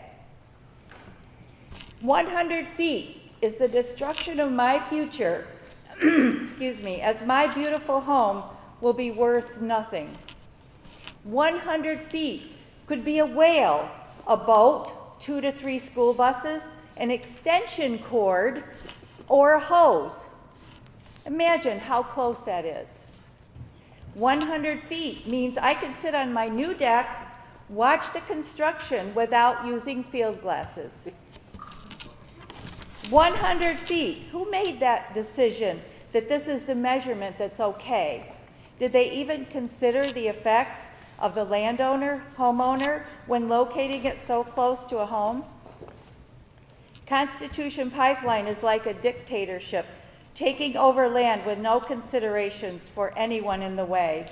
We asked the overly friendly Constitution representative to see if it could be moved, and the answer was no.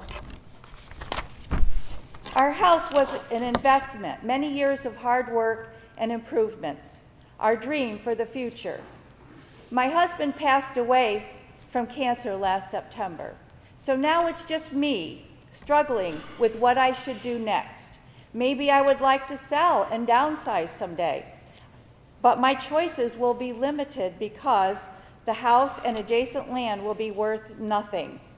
The banks won't finance buyers, and insurance companies won't insure. What is $14,000 to sign? Will that bring me happiness and a secure future? Haven't I been through enough? Haven't we all been through enough? Please consider my comments and rule the Constitution pipeline does not go through. I'm all for the advancement, but not at the expense of my future and others like me. Thank you.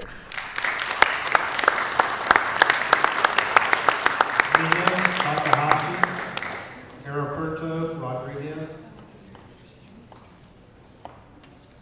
Hi, good evening. My name is Mina Takahashi, that's M-I-N-A, last name T-A-K-A-H-A-S-H-I. I'm a landowner in Shenango County, and I'm also an inhabitant of this planet Earth, as we all are. And I am here to say that I do not approve of this project, the Constitution Pipeline, because of the environmental impact of the project as a whole.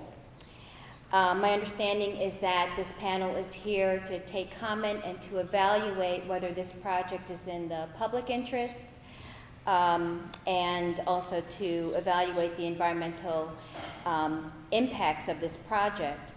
And I'm sure you are aware, and I hope you will consider the recent report that the Intergovernmental Panel on Climate Change released this week with their irrefutable findings that was completely agreed upon by over 100 governments internationally, that, quote, human interference with the climate system is occurring, and climate change poses risks for humans and natural systems, end quote. They go on to, in the summary, they go on to warn that without swift and decisive action to limit greenhouse gas emissions from fossil fuels, this planet is pretty much doomed.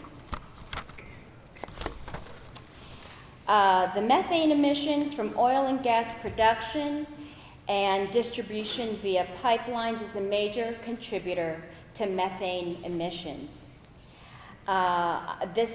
Any new build-out of fossil fuel extraction will exacerbate the situation, and I believe you are encumbered to really take that into account when you decide whether to permit this project, and I hope you will decline.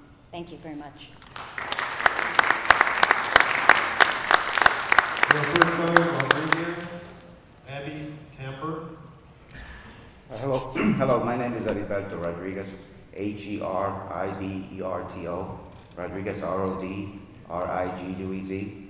I do not support this project, and for the reason being that the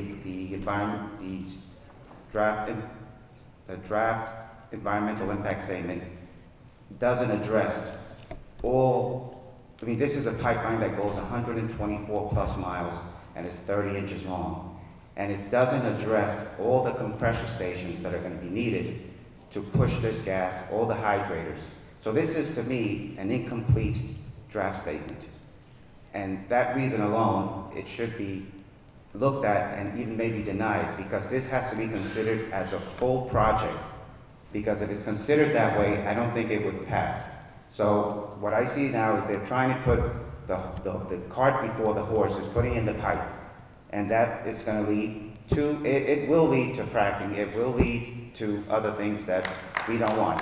I come from a town who passed a ban. We don't want gas drilling.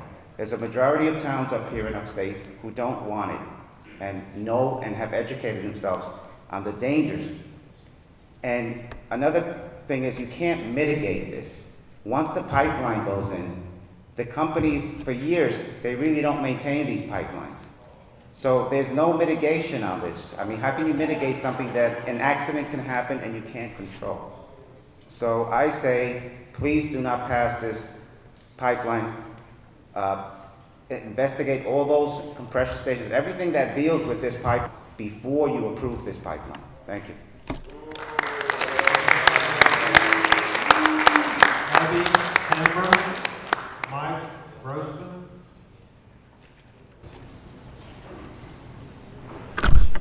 My name is Abby Tamber, A-B-B-I-E, Tamber, T-A-M-B-E-R.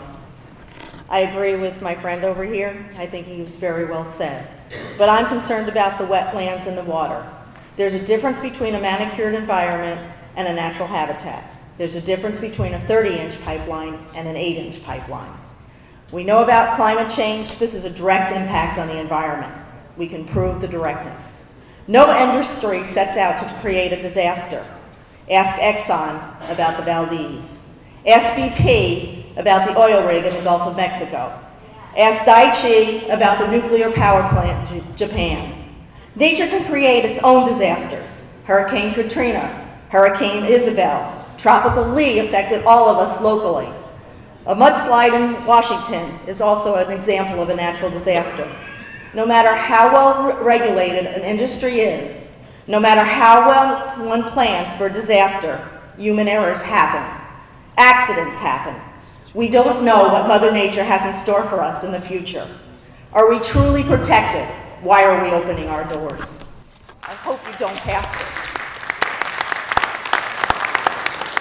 Mike Grossman, James Warden. Good evening. Mike Grossman, Grossmann. I'm here to address FERC as a direct stakeholder in this project. The Constitution Pipeline has proposed to go through about 1,000 feet of my property in Susquehanna County, Pennsylvania. I don't see the need for a certificate of necessity. I don't see the need for eminent domain. All the pipelines that have been created to date have done so without that. But that being said, we're here tonight to address the application. So therefore, I would like to, on behalf of landowners who are directly affected by the pipeline, bring up a couple of points which are not addressed in any of the offers given by Williams Company in a contract for the Constitution Pipeline. Number one, all landowners should be required to be named as additional insured on Williams' environmental and liability policy and any assigns that should follow Williams in the future. I state this because I am a professional insurance agent licensed in Pennsylvania and New Jersey, and I can assure you that given the fact of a pipeline on your property, no homeowner's insurance will cover any of the aspects of any pipeline being built. That being said, if you are named as an additional insured, it gives you some form of protection through the other company should an incident happen. Number two, any rollback or future taxes should be a requirement of this application. It is not part of any contract offered to date by Williams. Number three, addressing what should happen should the pipe be abandoned anytime in the foreseeable future, and what kind of reclamation would be required by that abandonment. A fourth, which is only personal to my particular property, but it affects many other property owners in about mile number 2.0 to 2.0 to 2. 20.0 3.0 is bluestone. There is a offer for damages to any trees on the property. There is no offer for any damages to bluestone affected, which has produced many jobs. That being said, I am in favor of negotiating personally with Constitution Pipeline, but it should be on a regular basis and not have the eminent domain forcing property owners to sign. Thank you.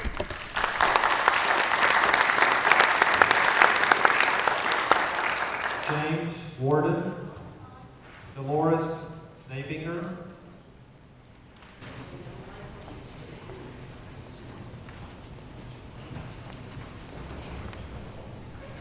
Hello, James Warden, JamesWorden. First, I would like to say I appreciate FERC for holding these hearings and allowing me and everyone else to speak. Thank you. Again, my name is James Warden. I am an intervener in this project as manager of the Upstate Landowners Group, LLC. I represent over 100 landowners and 30 miles of pipeline. I would first like to say that we are not interested in stopping the pipeline. We fully support the development of natural gas in the Northeast. And we know pipelines are needed for transport of the gas.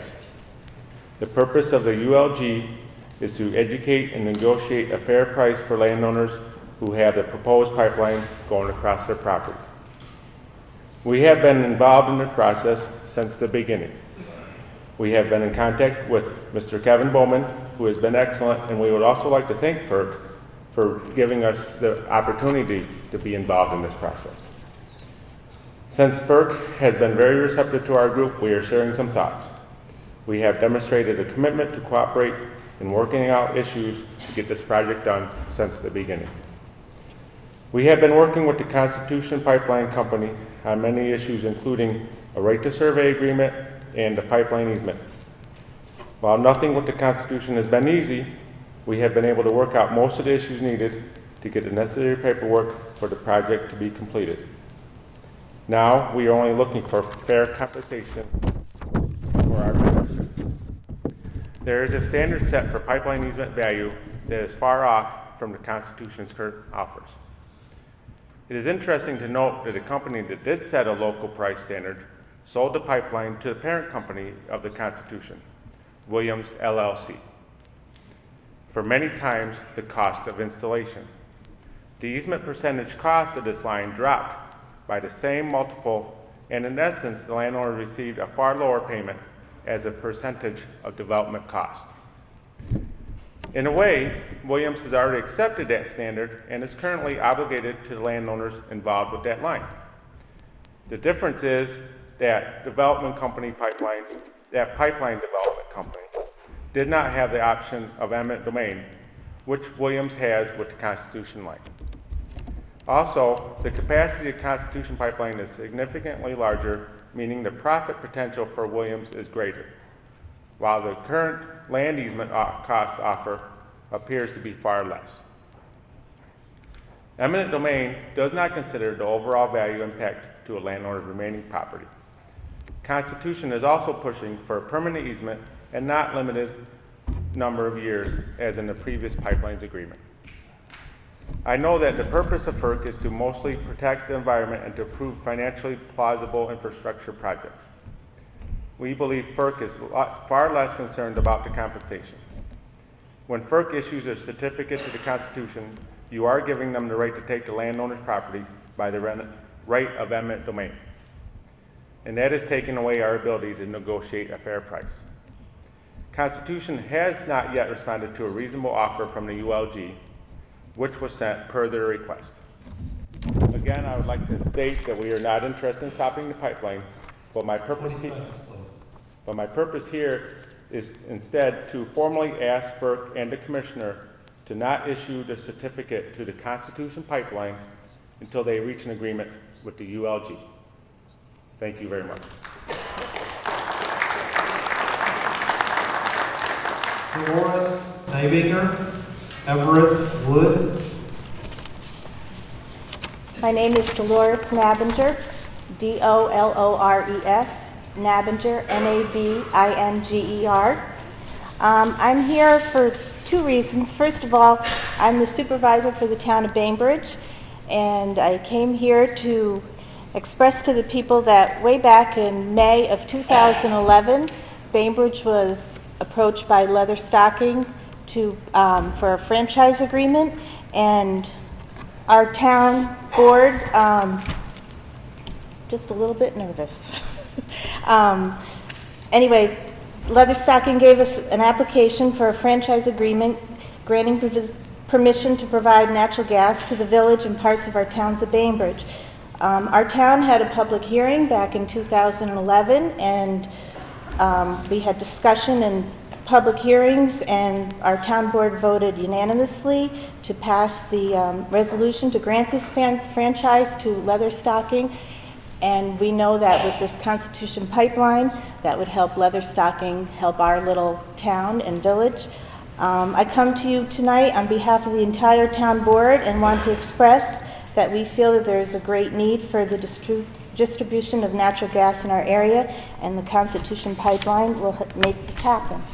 Now I'd like to just read a letter that the mayor of the village of Bainbridge gave me because he was unable to attend. Is that okay if I read his letter? Get through as much as you can in 3 minutes. Okay. Okay.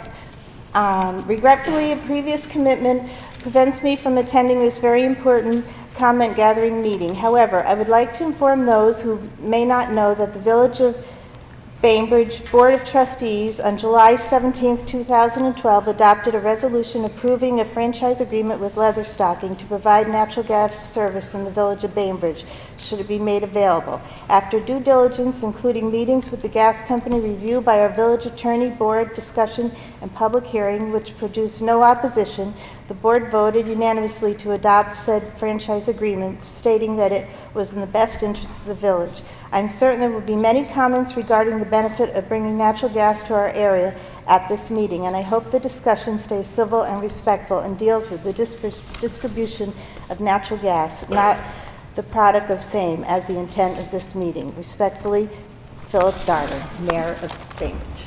Thank you.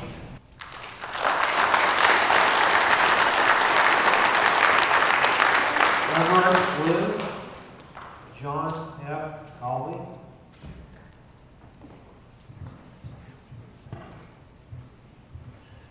My name is Everett Wood, E-V-E-R-E-T-T-W-O-O-D. I have lived in Delaware County all my life, and I have lived in the town of Sydney for 60 years. I took it upon myself and some others as a group in the town of Sydney to form a coalition which has 17,000 acres out of 32,000 acres of the town. As landowners and citizens, we applaud the construction of the Constitutional Pipeline. It will supply cheap, abundant domestic energy, gas, from Pennsylvania to destinations in New York, New England, and possibly eventually to our friends and allies throughout the world. It will provide tax monies to our counties, townships, school districts, safety squads, and libraries along its route. Through distribution lines, it will lower energy costs to schools, factories, government, buildings, businesses, and residents, and provide even more taxes to our communities. This is a welcome relief to our two prime employees, ACO Brands and Amphenol, and to the communities of Sydney, Bainbridge, Afton, and Unadilla. In addition, projections are for 1,300 jobs created, plus the economic benefits of hundreds of other jobs that are spin-offs from economy activities. For those who have knowledge of pipeline construction and worries about environmental impact, we expect the companies to address any concerns and fully communicate with the people. Polite, respectable communication of fact will go a long way to dampen fears. And the most important fact that I want to bring up is until renewables are cost effective, gas is our future.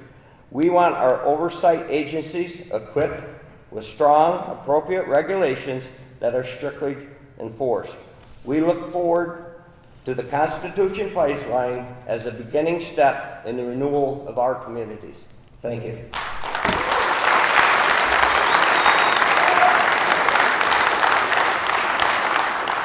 John Hawley, Mary Robles.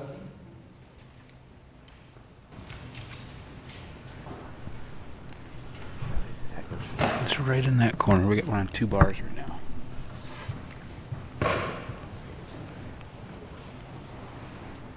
My name is John F. Gawley, Gawley. To the young man who's got to salute the flag, thank you. To the dais, I think you were remiss, but we'll go on with that. I'm in favor of the pipeline. I'm in favor of fracking.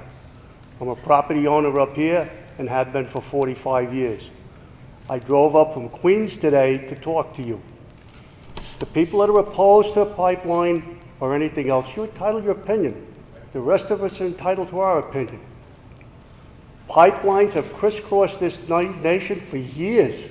There's thousands of them. To the woman who spoke about the pipeline near her house, I'm a retired New York City cop. There are hundreds of pipelines in New York City running down the streets and the parkways by the airports and houses. They've been there for a long, long time. Pipelines, gas does cause damage, but it's usually through neglect. And if there's no neglect, they're safe. And I'm proud of the union guys here because I was a Teamster before I was a cop. I support you guys. I support the pipeline. I support the economy that it'll bring to this state. And eventually, when the entire Northeast is covered with pipelines and we're not dependent on foreign oil, we will be a lot secure in our lives and our homes and our pocketbook because we won't be sending billions of dollars overseas to someone else that's taking it away from us. I hope that this thing is passed. And I hope some people are happy with what they get. Thank you.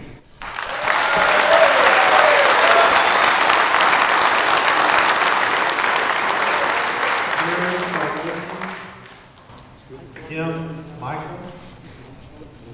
Mary Wrobleski, M-A-R-Y, Wrobleski, W-R-O-B-L-E-W-S-K-I. I'm from Nineveh, New York. I am against constitutional pipeline. When the constitutional pipeline surveyors, they did not ask my permission to come and survey the property. They went right across. They were mapping out. They did not ask, not even one person from upstate New York was doing the job. The job was done by employees from South Jersey, New Jersey. Reading through the papers, I have just in February, there was a wildfire in Pennsylvania. They telling us there should be only 500 feet from a house. Unfortunately, they could not get in closer than 900 feet in radius because of the intense heat. Now, yes, they're saying this will bring jobs. As a surveyor, they surveyed properties, surveyed jobs, only 4 per each well, jobs are created. Well, I don't think they're creating as many jobs as they're advertising. Unfortunately, what it does, it brings more crime, destruction to the road, erosions, contamination. At the end, in March, Albany had approved $28.6 million for a solar project. Nowhere in any newspapers have anybody ever mentioned that Albany had approved any money for a pipeline, for fracking, for drilling. I think either Albany is contradicting themselves or we are being force-led to believe what this will do. This will not be a permanent job. This is something that is temporary, and when their pipelines are gone, their employees are gone, we are stuck with nothing but contamination. Thank you, and have a good night.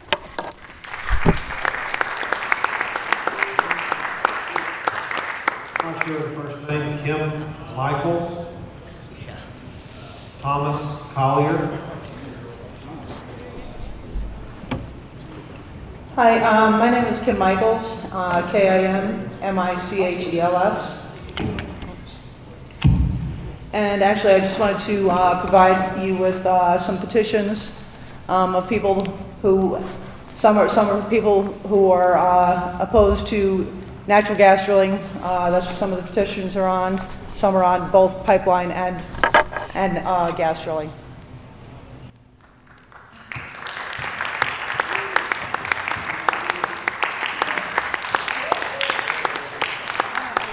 Oh, I'm sorry.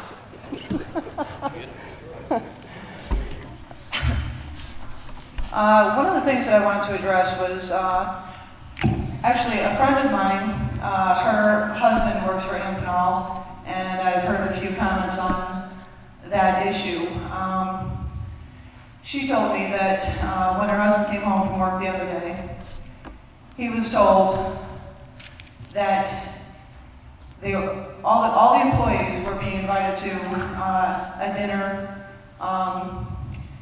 in Oneonta and also here, and that they could either attend the dinner or not. They were going to be having Brooks Barbecue up in Oneonta. I'm not sure what they were serving here, but that they were expected to be here for one of the 2 nights. And if they value their jobs in the future,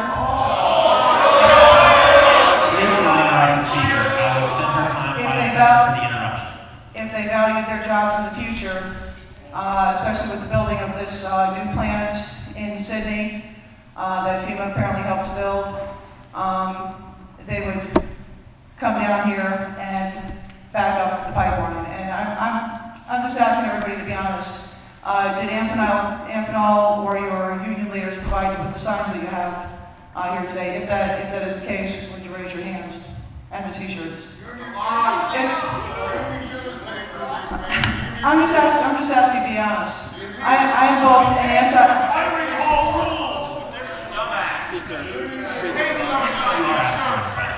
Don't forget the chicken. I'm sorry. I was going to say, can I thought everybody was supposed to be cordial. Okay. What I have to say is that I'm very much opposed to the pipeline, and I'm also against this push for renewables. I've done a lot of research in the last 5 years since this whole gas issue has come about, and it's been a real wake-up call. This pipeline is just part of a much bigger plan and involves turning New York State and the United States basically into an economic, they call them economic processing zones, or another term for it is export processing zone. This basically caters to the transnational corporations and allows for quite a bit of changing of laws in order to accommodate that, and allows for the exploitation of the people and the state and our country for the benefit of these companies.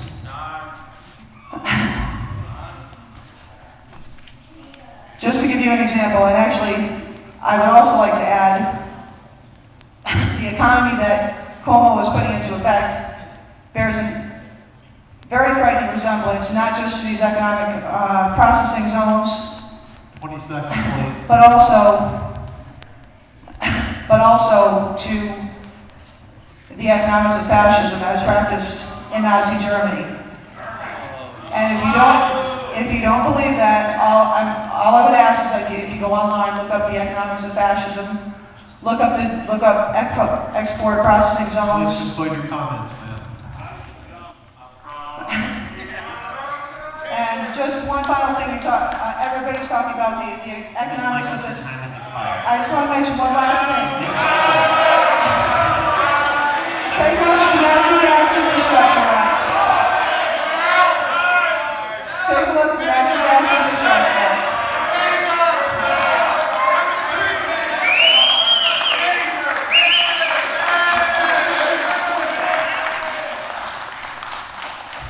I would ask everyone to take a look at the natural gas infrastructure act.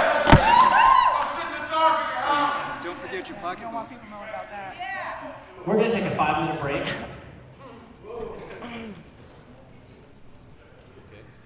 We're going to come back in 5 minutes. There's a lot of talk and cheering from everyone, so I'd like to kind of calm down after this, and we're going to take a 5-minute recess, and with that, at 9, 10 p.m., we're at recess. Thank you. Please go ahead, Mr. Howard. Hello again, I am Thomas Collier, C-O-L-L-I-E-R. Last night, inspired by a speaker from Monday night, I spoke about common ground we share as citizens, right vocation, and honest work ethics. I would like tonight to try and paint this picture as clearly as I can. We have a multinational profit-oriented corporation who presents our federal government and its regulatory body with an undeniably misleading, confusing, and intentionally incomplete 945-page dEIS.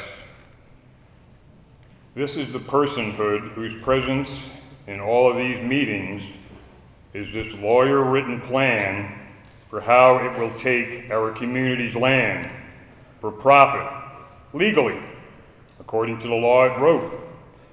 It sends this 940-page book to FERC to sell to our community. We the people, 3 important words, the landowners, come here with all we have, no lawyers, but the desire for the pursuit of happiness, 3 more important words. This is not about length, width, depth, weight, or what can or cannot be gotten away with through the vague, misleading, incomplete legalese.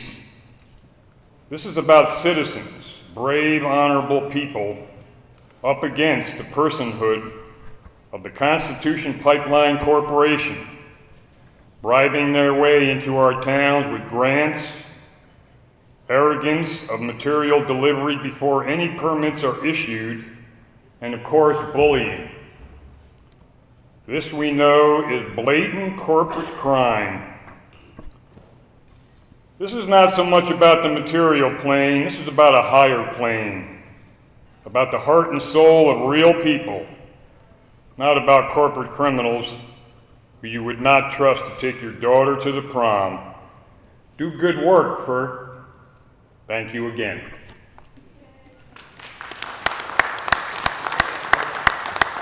Dennis Cragnola, Stephen Dugan.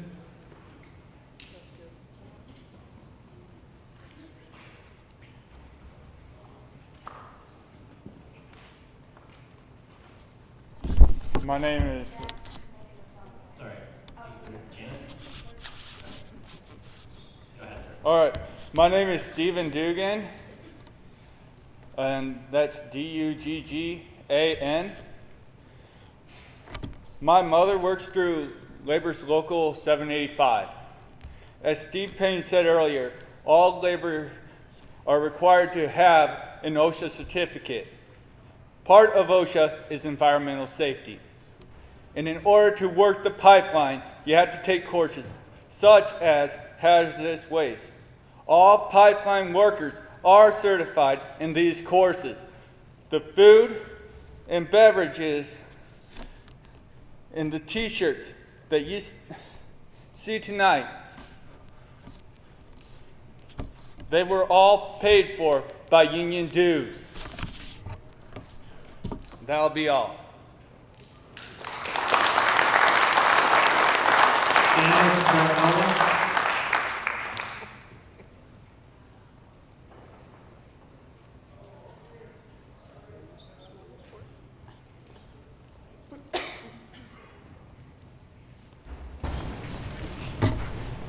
Good evening, I'm Janice Gragnolin, C-R-A-G-N-O-L-I-N. I live in Delaware County. I presented last night in Oneonta for myself, and my mother asked me to present for her tonight. So I'm presenting her statement. Closer to the mic. Thank you. For Alicia Pagano, Dr. Alicia Pagano. Thank you very much. Bear with me. Hello, Chairperson, community elected officials, neighbors, and everyone to whom we present our statements. I asked my daughter to read my statement tonight as I am 85 years old and I'm unable to attend. Our family has lived here in Otsego and Delaware counties for over 300 years. We have always worked together in our community. My father and my brother have held volunteer jobs as firemen right here in these counties. They often left their paid jobs or their sleep to answer emergencies. I ask you now, what protections do you have in place? What protections are you requiring for these firemen in their volunteer jobs for pipeline-related accidents? What protection are you requiring for those of us who live here, for our homes, and the future of the jobs we now hold? The pipeline will destroy many of our current family jobs, farming, professional fire people, doctors, nurses, teachers, and tourism workers. All of our jobs will be affected by the invasion and the construction of the pipeline and the presence of a pipeline. What protections are in the regulations for us? We are not busting, we live here. Thank you. I would like to add to my mother's statement that I understand there are only 8 months worth of jobs for constructing the pipeline, and there will be a lifetime of repercussion, generations worth of repercussion to what's happening here, and I ask that you not permit it. Thank you very much. Eugene Marner. William Huston. My name is Eugene Marner, M-A-R-N-E-R. It is my understanding that it is against the law for an applicant to fragment a project. When Williams came to Delaware County, to Franklin, back a couple of years back when this all began, they said that their project was not connected to the central compressor station down in Pennsylvania, and was not connected to the right compressor station. It was just a pipeline. Now, it must be a miraculous pipeline that can transport gas 124 miles without any compression behind it. So we asked FERC, many of us, I think I did in one of my comments, but during the scoping period, we asked FERC to take into account that the project was being fragmented, and that is apparently illegal. There is something else that has come to my attention, and that's the other docket number that that's CP 13-502, the Iroquois gas transmission system. I have here a brochure that they publish. It's called SONO, South to North Project. It shows the Constitution Pipeline joining the Iroquois at the Wright station, and the gas going right up to Canada. And it says here, this is so we can export the gas to Canada. We can send this gas to Canada. Now, everybody from where it can be exported to any place, and liquefied and sent to European markets and Asian markets. Now, everybody's been talking about the economic benefits of gas here in New York State, imagines that if this goes through, that gas will remain cheap the way it is now because it's being overproduced and because these companies have to keep cranking it out to keep their investors happy. So there's a surplus of gas, so it's cheap. But gas doesn't sell for $4 a million cubic feet or whatever the number is. It sells for 8 or 9 in Europe and 12 or 15 in Asia. And that's where it's going to go. And this is a world price. When gas goes to $8 or $9, if this gas is being sold for $8 or $9 in Europe, or 10 or 12 in Asia, here in New York, it's going to be the same price, because these are global prices that are affected by global markets. That's all. Thank you.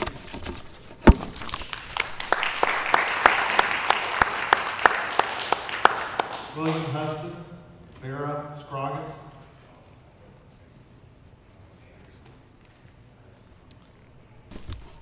William Houston, Huston.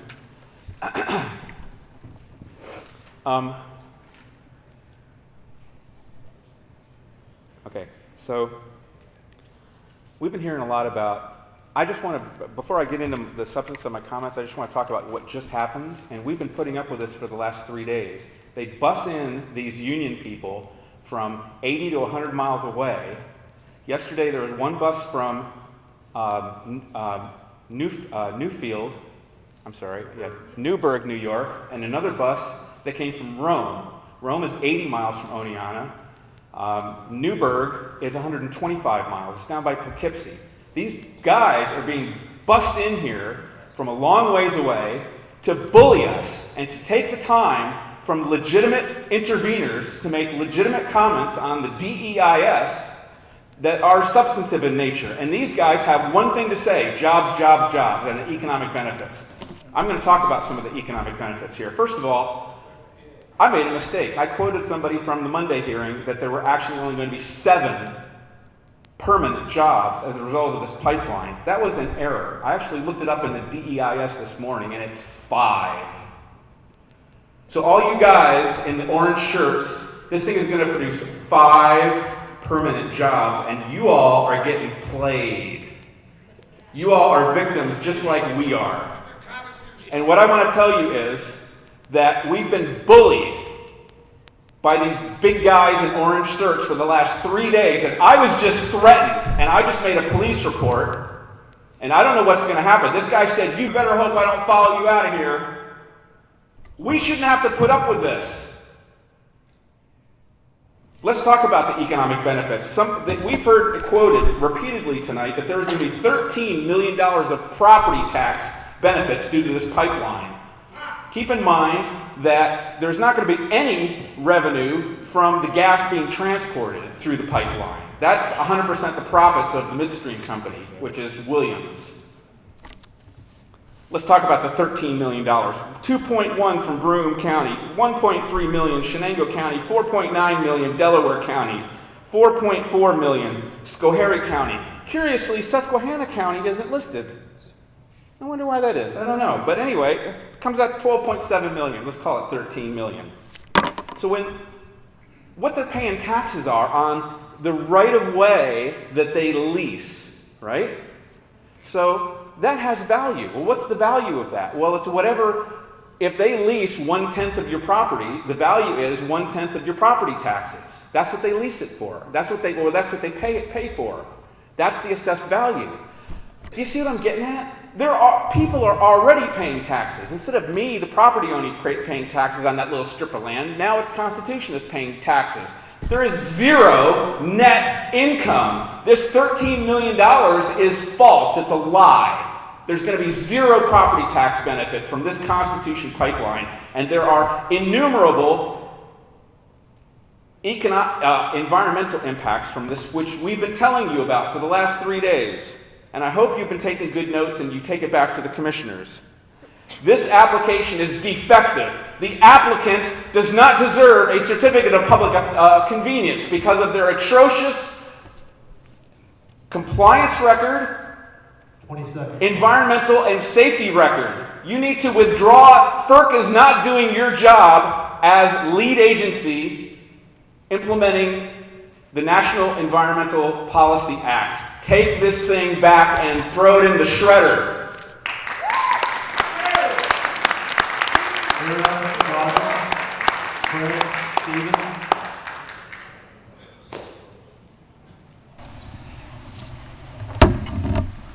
I'd like to address, I'm an intervener on this pipeline and I'm an intervener on other pipelines. I'm from Susquehanna County, Vera Scroggins, VERASCROGGINS. I'd like to also talk about the record of Williams. Williams in our county has had 2 gas leaks, explosions, and fires in 2 compressor stations the past 2 years, and they've also had the same type of incidents in New Jersey, New York, and the southern part of our country, and that's in the past 2 years.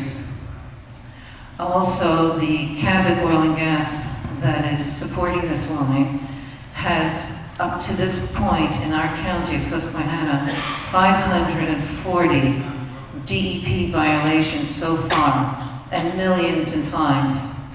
These are the type of companies that are supporting this line and producing this line, and look at their record at this point.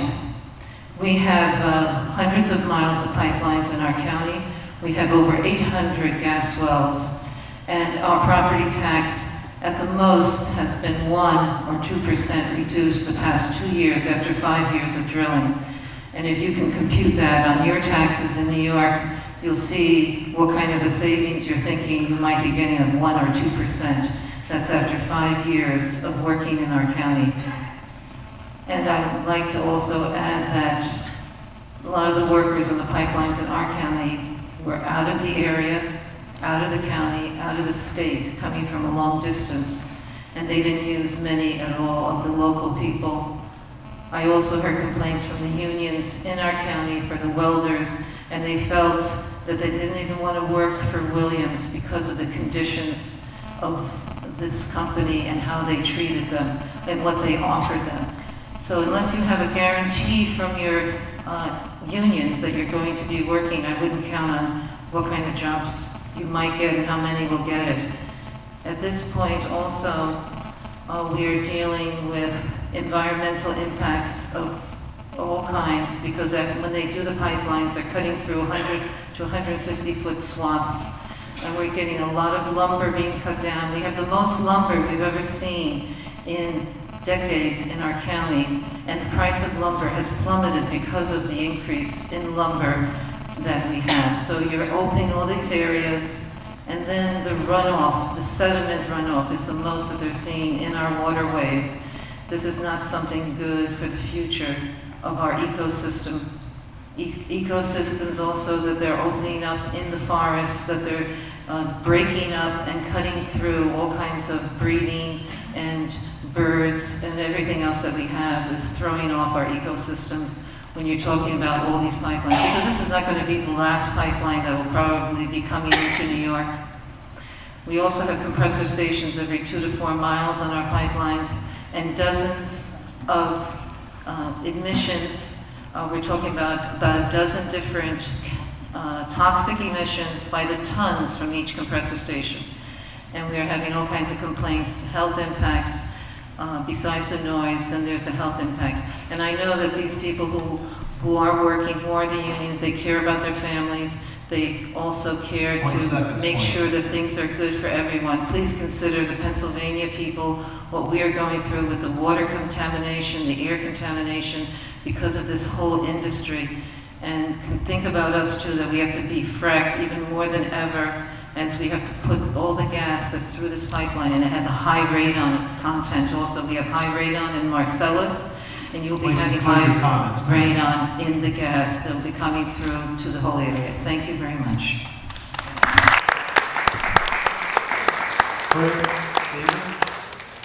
Angie Sauter. Evening. Thank you, Craig Stevens, and Silver Lake Township, Pennsylvania. I was asked earlier why I'm here the 3rd night in a row. Maybe the FERC people want to know too. We're the extraction colony that is going to provide the gas that's being sent to wherever it's going when it's through this 30-inch pipe. So I'm trying to come here and enlighten you guys, and maybe we can shut it down.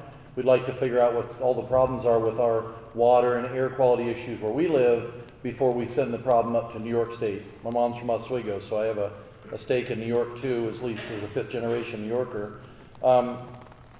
6 explosions and fires at compressor stations in 18 months by the company you're planning on giving this license to steal, actually.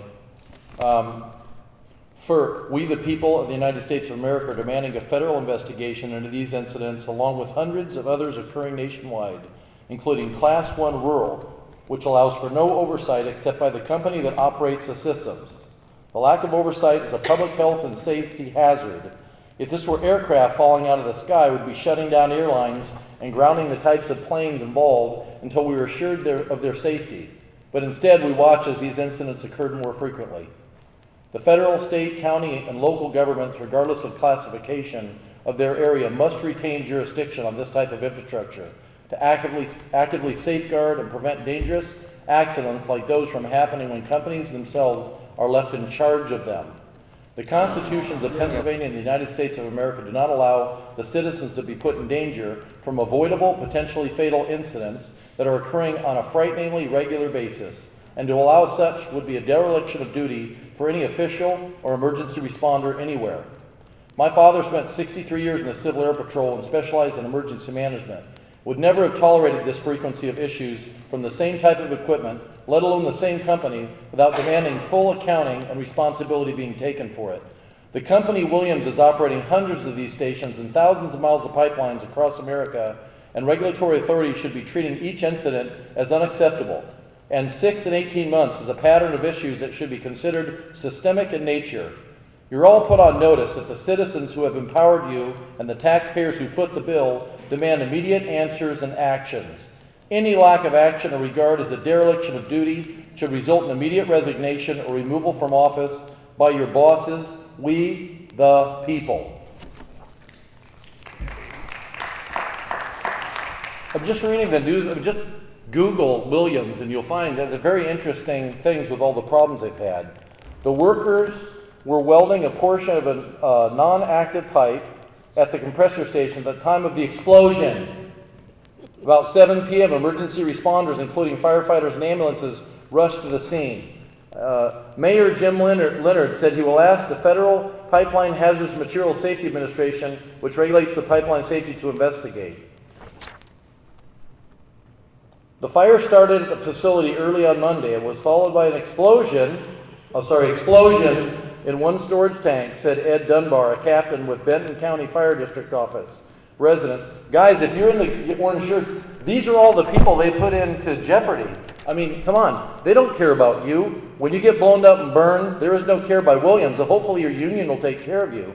The explosion destroyed 2 homes and damaged another, Thomas said, leaving a crater in the ground 60 feet around. At least one person was transported to a local hospital with burns, another was brought into the hospital for evaluation.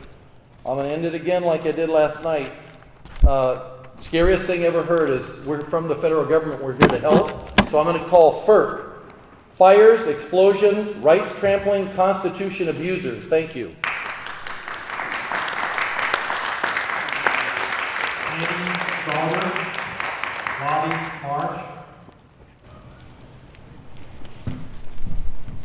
My name is Annie Sauter, S-A-U-T-E-R. It's hard to know where to start with all, there's just so many things. I know you don't want us to ask questions or have any audience participation, but I would just like to say that to Mr. Payne, who was from OSHA, who spoke before, saying how safe it was, how can he say that in the face of 6 explosions in 18 months, not to mention WHIP that just exploded in Carlsbad, and it took weeks and weeks for the information to come out that the people had been fatally poisoned with radiation. And also about the pump, I'm an affected landowner. Our land, I'm not sure if it still goes right through our land. They might have moved it like 50 feet from our land up the hill where it floods down all the time. So I'm not sure if it's directly on my land, but it will affect my husband's and our business, where we have a forge and a ceramics pottery there, and we have a lot of fire there all the time. And if there's gas, if there were to be a gas leak, it would be really a bad place to have a gas leak. We'd be stuck between the river and the explosion, like the people in those other people that got burned to death.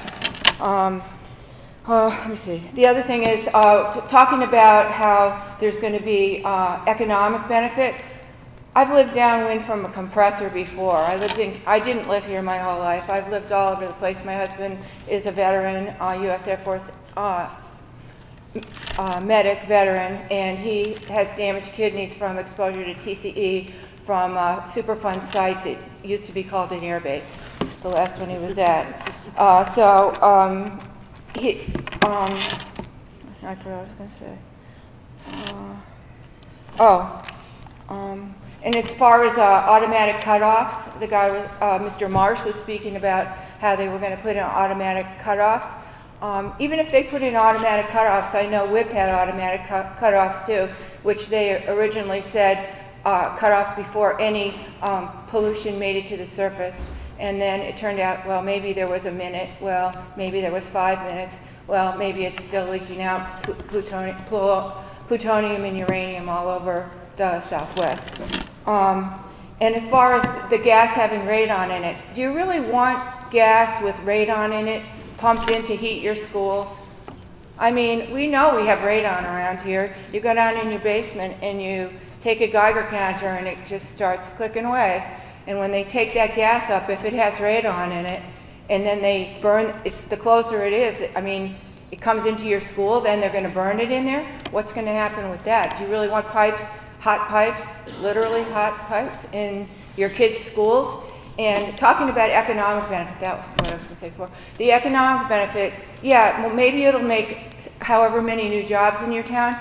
I wonder if anybody knows how much it costs to treat one case of childhood cancer from living downwind from a compressor.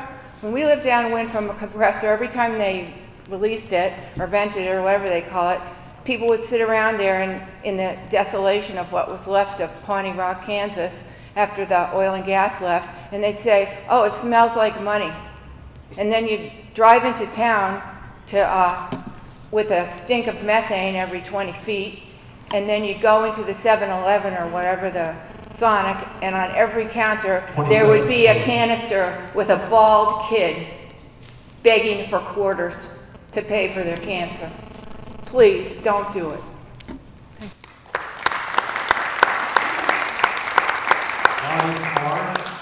Ray Lewis.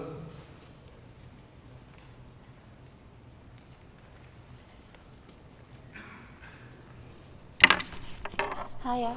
Hi. My name is Lottie Marsh, M-A-R-S-H. I'm an affected homeowner and intervener. Cabot Williams is purposefully pitting union members against homeowners by having them bust in, given a shirt, given a hat, and given dinner. Although these union members hold signs saying they live here, they are from as far away as Rome, New York, 80 miles, and Newburgh, New York, 125 miles away. They have been coached to disrupt the true landowners' comments. It's amazing to me how little it takes to have people forgo their integrity. Maybe when they're in a mob, it's easier. Jobs is a hot-button word, and it's been used not only by the union, but by companies as well to manipulate people. Amphenol, for instance. Amphenol has been in the press with Cabot Williams as its so-called jobs savior. If Amphenol was so concerned about being competitive, why didn't they get gas years ago? Surrounding towns, Walton, Oneonta, and Norwich, have had natural gas for 40 years. A pipeline connection to any of these towns would be cost-effective and alleviate the need of Amphenol to keep outsourcing jobs to Mexico and China, which they've done even after receiving $750,000 incentive from the IDA to stay in the area and close to $50 million in state and flood recovery funding. For over 60 years, Mirabito has had the monopoly stranglehold on oil and propane in Sydney. Now that Mirabito has become a partner to Corning Leatherstocking and stand to reap great financial gains, suddenly it's yay, natural gas, and Amphenol is using that for all it's worth. Amphenol may employ less than 800 people in the Tri-County area, but have their dark side. Having contributed greatly to the Superfund sites in Sydney and cancer cluster areas. Amphenol does not need the pipeline to get gas. There are other vendors. This pipeline is a panacea. It can easily be our ruination. The burning of natural gas is not truly cleaner, and the extraction process makes it much more environmentally disastrous than either coal or oil. An accident or spill knows no boundaries or property lines, and the people who don't want the infrastructure and build out, which will industrialize our rural communities, will suffer devastation and loss. The profit is not ours. The damage left behind is ours. Thank you.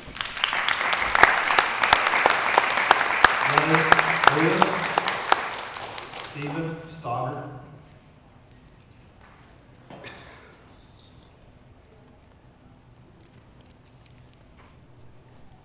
Ray Lewis, LEWIS. I'd like to talk about the impact of this pipeline on land values. A highly esteemed certified property appraisal group called the Forensic Appraisal Group, based in Oshkosh, Wisconsin, completed 18 studies on the impact of natural gas transmission lines on private property values. From these 18 studies, they concluded that a pipeline across private property will reduce your whole property value by an average of 30%.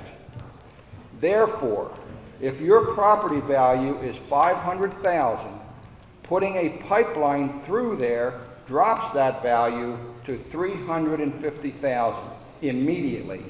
That's a $150,000 decrease. My question is this: is the just compensation coming from Cabot for that loss of $150,000? There is no just compensation coming from Cabot for that loss. This, my friends, is the epitome of robbery. So now, not only are we victims of theft by having our land stolen through eminent domain, but now we are also victims of robbery because we are not being compensated for the loss of the value of our land. We have become victims of theft and robbery by our own government. Shame, shame, shame. Thank you. Stephen Stoddard, Eleanor Moriarty. Good evening and thanks for being here. I'm glad you're here. My name is Stephen Stoddard, S-T-O-D-D-A-R-D. I'm a Teamster. I live 10 miles down the road where I own property. I'd be glad to have a pipeline come through it because I put pipe in the ground. I know how safe it is.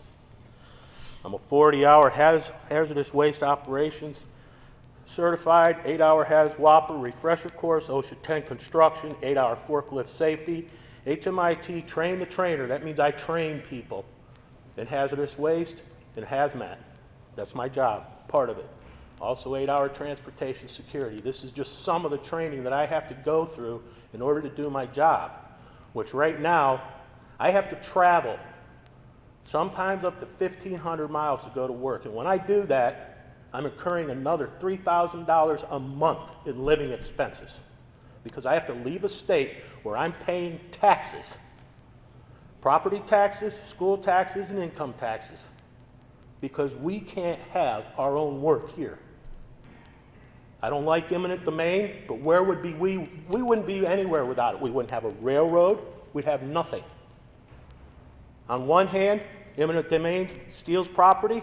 On another hand, bans against things telling people what they can and cannot do with their property are wrong. It's no different than eminent domain. You erect a ban telling me what I can't do, you might as well be stealing my property from me. The last thing I'd like to say, I've worked out on the pipeline. I've worked on environmental crews.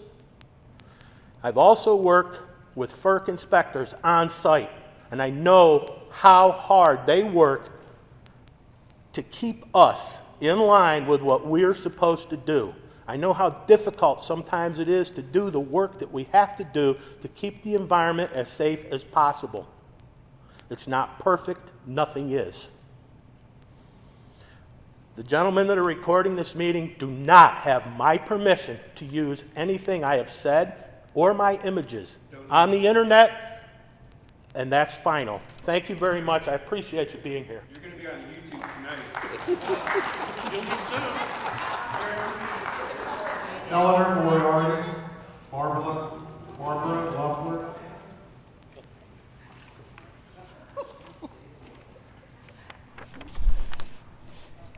Eleanor, E-L-E-A-N-O-R, Moriarty, M-O-R-I-A-R-T-Y. I'm against this whole dEIS. I've made that known before. I don't believe there is any such thing as mitigation as possible when it comes to our wetlands and upland forests. I want to be very specific about one area that the construction, the Constitution Pipeline is planning to go through. And it's called the Cannonsville Millstream area. And it was Constitution state that route changes were made to avoid recreational areas as much as possible. And this area is not only a recreational area for hikers and birders, but it has been designated as an important birding area. In New York State, the criteria for important birding areas is 1, sites for specific species at risk, 2, sites identified with the most important habitats for assemblages of bird species whose long-term conservation is the responsibility of New York State. The Constitution Pipeline would cross in 3 areas impacting 46 acres. 28.1 of those acres is upland forest, and operation of that pipeline would impact 22 acres. 13.1 of upland forest.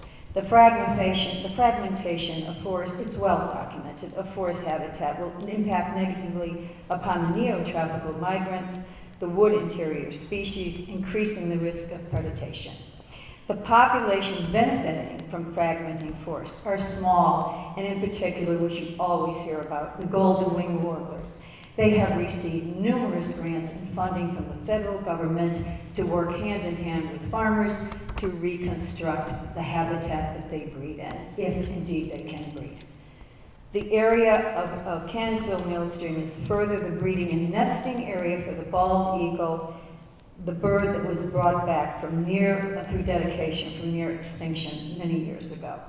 The Delaware-Otsego Audubon Society, which covers that area of Cannonsville Millstream, has since 2009 been collecting data on the spring migration of the golden eagle and have found that this corridor is a major migratory route for the goldens.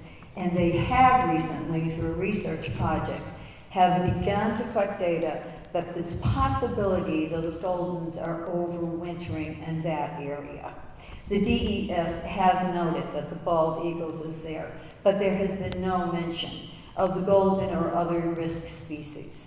dEIS further mentioned at 4 different points, perhaps more, the need for Constitution to develop an upland forest mitigation plan, which to date has not been developed. I do know the Constitution had met with Audubon, New York, and they did work out some sort of deal. Delaware-Otsego Audubon did not approve that. We said it in writing to them and strongly opposed that area in any form or shape gets disturbed. Audubon, New York at that point did not have any data or information about the golden eagles. I think that's something worth looking into. Thank you.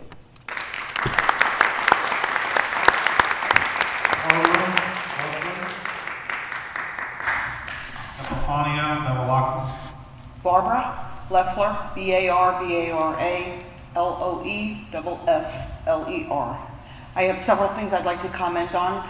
Number 1, our rescue units, it's not been addressed in that document that you have.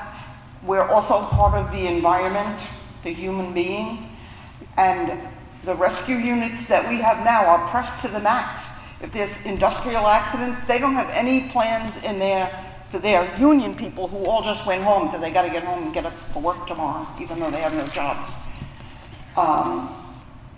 We recently had a fire down in Stamford, and every fire department was called away. So who's going to be manning the ambulances and everything else to take care of this? It's not mentioned at all in the environmental impact statement. Second of all, we've already had, because of the stress of dealing with Constitution Pipeline, my neighbor passed away last year, 55 years old. I am sure the stress of dealing with the landman coming in and wanting to come through his field where he just raises beef cattle as a sideline. My other neighbor, who cannot be here tonight, she's very upset. They're coming through a major field of her place.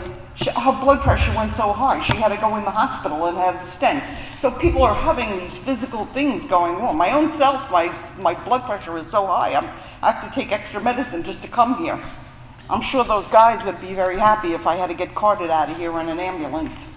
But the other thing I have to say is, also, I got a communication from them, from Constitution Pipeline, their little newsletter they send out, and they did address the man camp issue, but they didn't address the problem of it. They said it was going to make more jobs in hotels and food industry, which is true, but we don't need more minimum wage jobs. We need real jobs. Today, in Oneonta, we got to have a rare example what it will be like to have a man camp. Friends of mine were having dinner and had to leave because a group of these men came in and they were loud and obnoxious and they couldn't even have a conversation with each other. So they had to leave. I don't think that's right, and we got a big eye-opening experience with that today. I'm not mentioning what restaurant it was. And that's all I have to say. Thank you.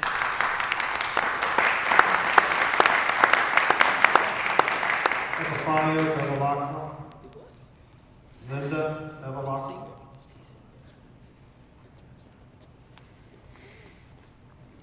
Epifanio Bevilacqua, E-P-I-F-A-N-I-O, Bevilacqua, B-E-V-I-L-A-C-Q-U-A. I'm an intervener for FERC.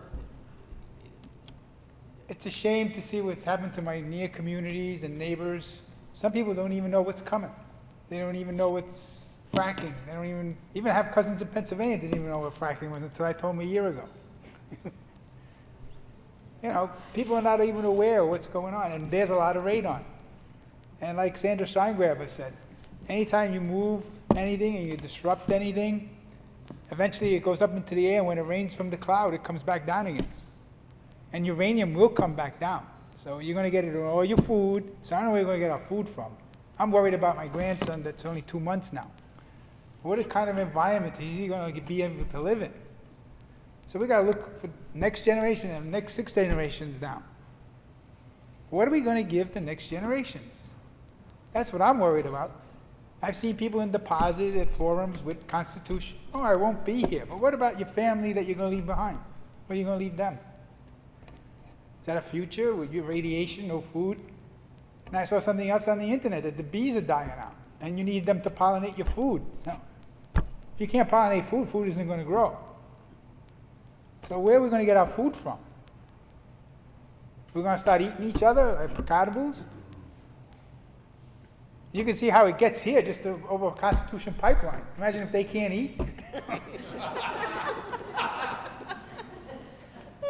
It's going to get crazy. These are true facts. I don't understand. I talked to them. What planet do you all live in that we don't? That was my first speech in Afton. You know, they have me. I want jobs too. I worked. I drove 180 miles each way, each weekend. I left the family up here by themselves. It wasn't easy for the wife to take care of animals too, beef cows and sheep and birds and chickens. It's not easy. No, I want to retire. I want to enjoy the place. Oh, here's a pipeline coming in here. We want to frack. I want to be left alone. I want my own freedom. I don't want to be here, waste my time. I'd rather be home, relaxing, watch TV, and I put in my time. I don't want to be here. But to defend my family to come and generations, and my kids live in Sydney, come on. I have 2 of them that live in Sydney. My grandson lives in Sydney. So I hope she moves out of there soon. Even Binghamton is no better. We have all the 98 wells up above, and he's done a great job on YouTube showing it all. Great, and Tree Divide showed it too, that it's running right down the Allegheny River, right into the Gulf of Mexico. So, okay, they're just dumping oil right in the Gulf of Mexico. Let's get all the wells to run in there too. Let's pollute the Gulf, and then we'll feed fish and everything else. We wonder, oh, where's cancer coming from? Let's do a research where the cancer is coming from. Very important. Everybody says, oh, yeah, we have cancer, we're going to deal with it. Let's see where it's coming from. And Carol French in Pennsylvania, she's got rashes, the cow's got rashes. It doesn't take a rocket scientist. It's there, the evidence. If she's got it, the cow's got it, where did it come from? Where else? They're drinking the same water, they're bathing in it. And they say it, whatever you bathe in, it doesn't matter you buy drinking water. My aunt, she's 80 years old, she goes, oh, I'll buy drinking water. But you're going to clean your clothes, you're going to bathe yourself with drinking water and from a bottle? 20 seconds. Thank you, and I hope that you dismiss this because we need renewables.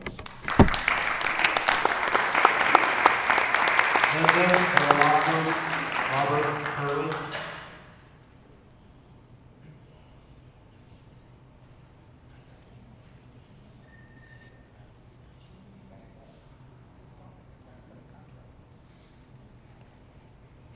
Good evening. Linda Bevilacqua, Bevilacqua. I hadn't written anything before I came tonight, but I was sitting here very courteously listening to everyone speaking. And I'm listening to all the heckling and the booing that's going on that I couldn't even hear people talking. And I was getting so riled up that I just started writing, so here goes.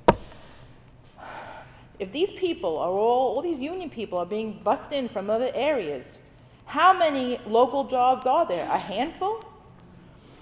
The Constitution promised you. Did they promise you union wages? Have you checked into it? We've seen a video where a construction site person was videotaped, and they're not paying union wages. How many of these people researched what the pipeline needs to push it along? Compressor stations full of toxic emissions. I'm really not into science. I'm just speaking from my heart. Of course we would all like to heat our homes more cheaply. Last year we went to a presentation from Leatherstocking that was, I think, in Merridale, and Mike German was there, who spoke last night, and he said that, and he was laughing about it, but it was the truth. He said that people think that, they're going to be able to tap into this gas and get it for their homes. If you don't have cell phone service, you're not getting gas. I mean, it costs us a fortune. I heat with oil, we chop trees, we have 2 wood stoves going on. It's a pain in the neck. It's a full-time job. It's physically very demanding. But what other choice do we have?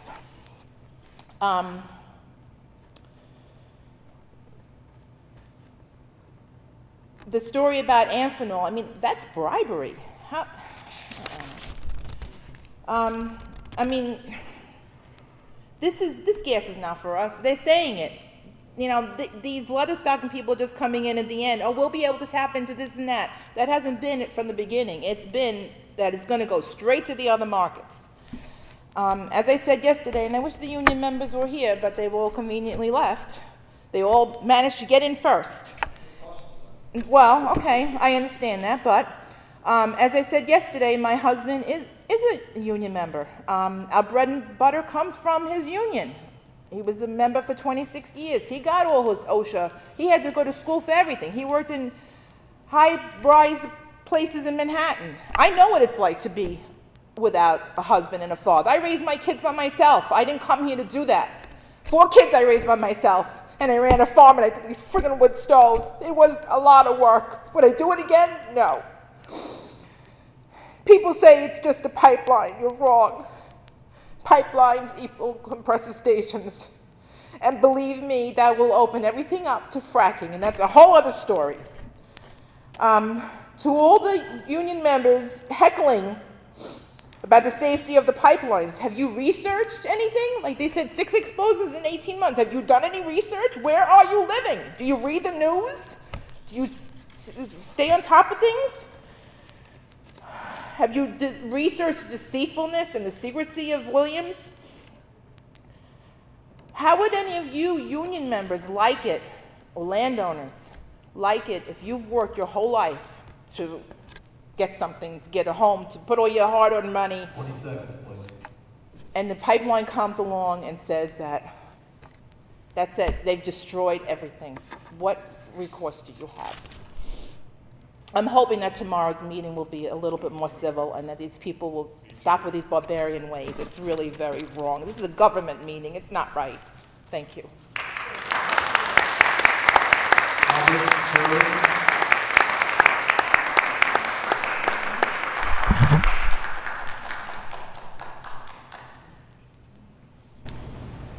Robert Curley, K-E-R-L-E-Y, resident of Schoharie County, New York. I wanted to add to comments I made last night. I've been talking quite a bit about what really seems to be happening here with this pipeline, that it's probably going to be probably one part or one segment, I believe, of some type of a pipeline grid that would go from, kind of a grand northeastern pipeline grid that would extend from West Virginia up into the maritime provinces.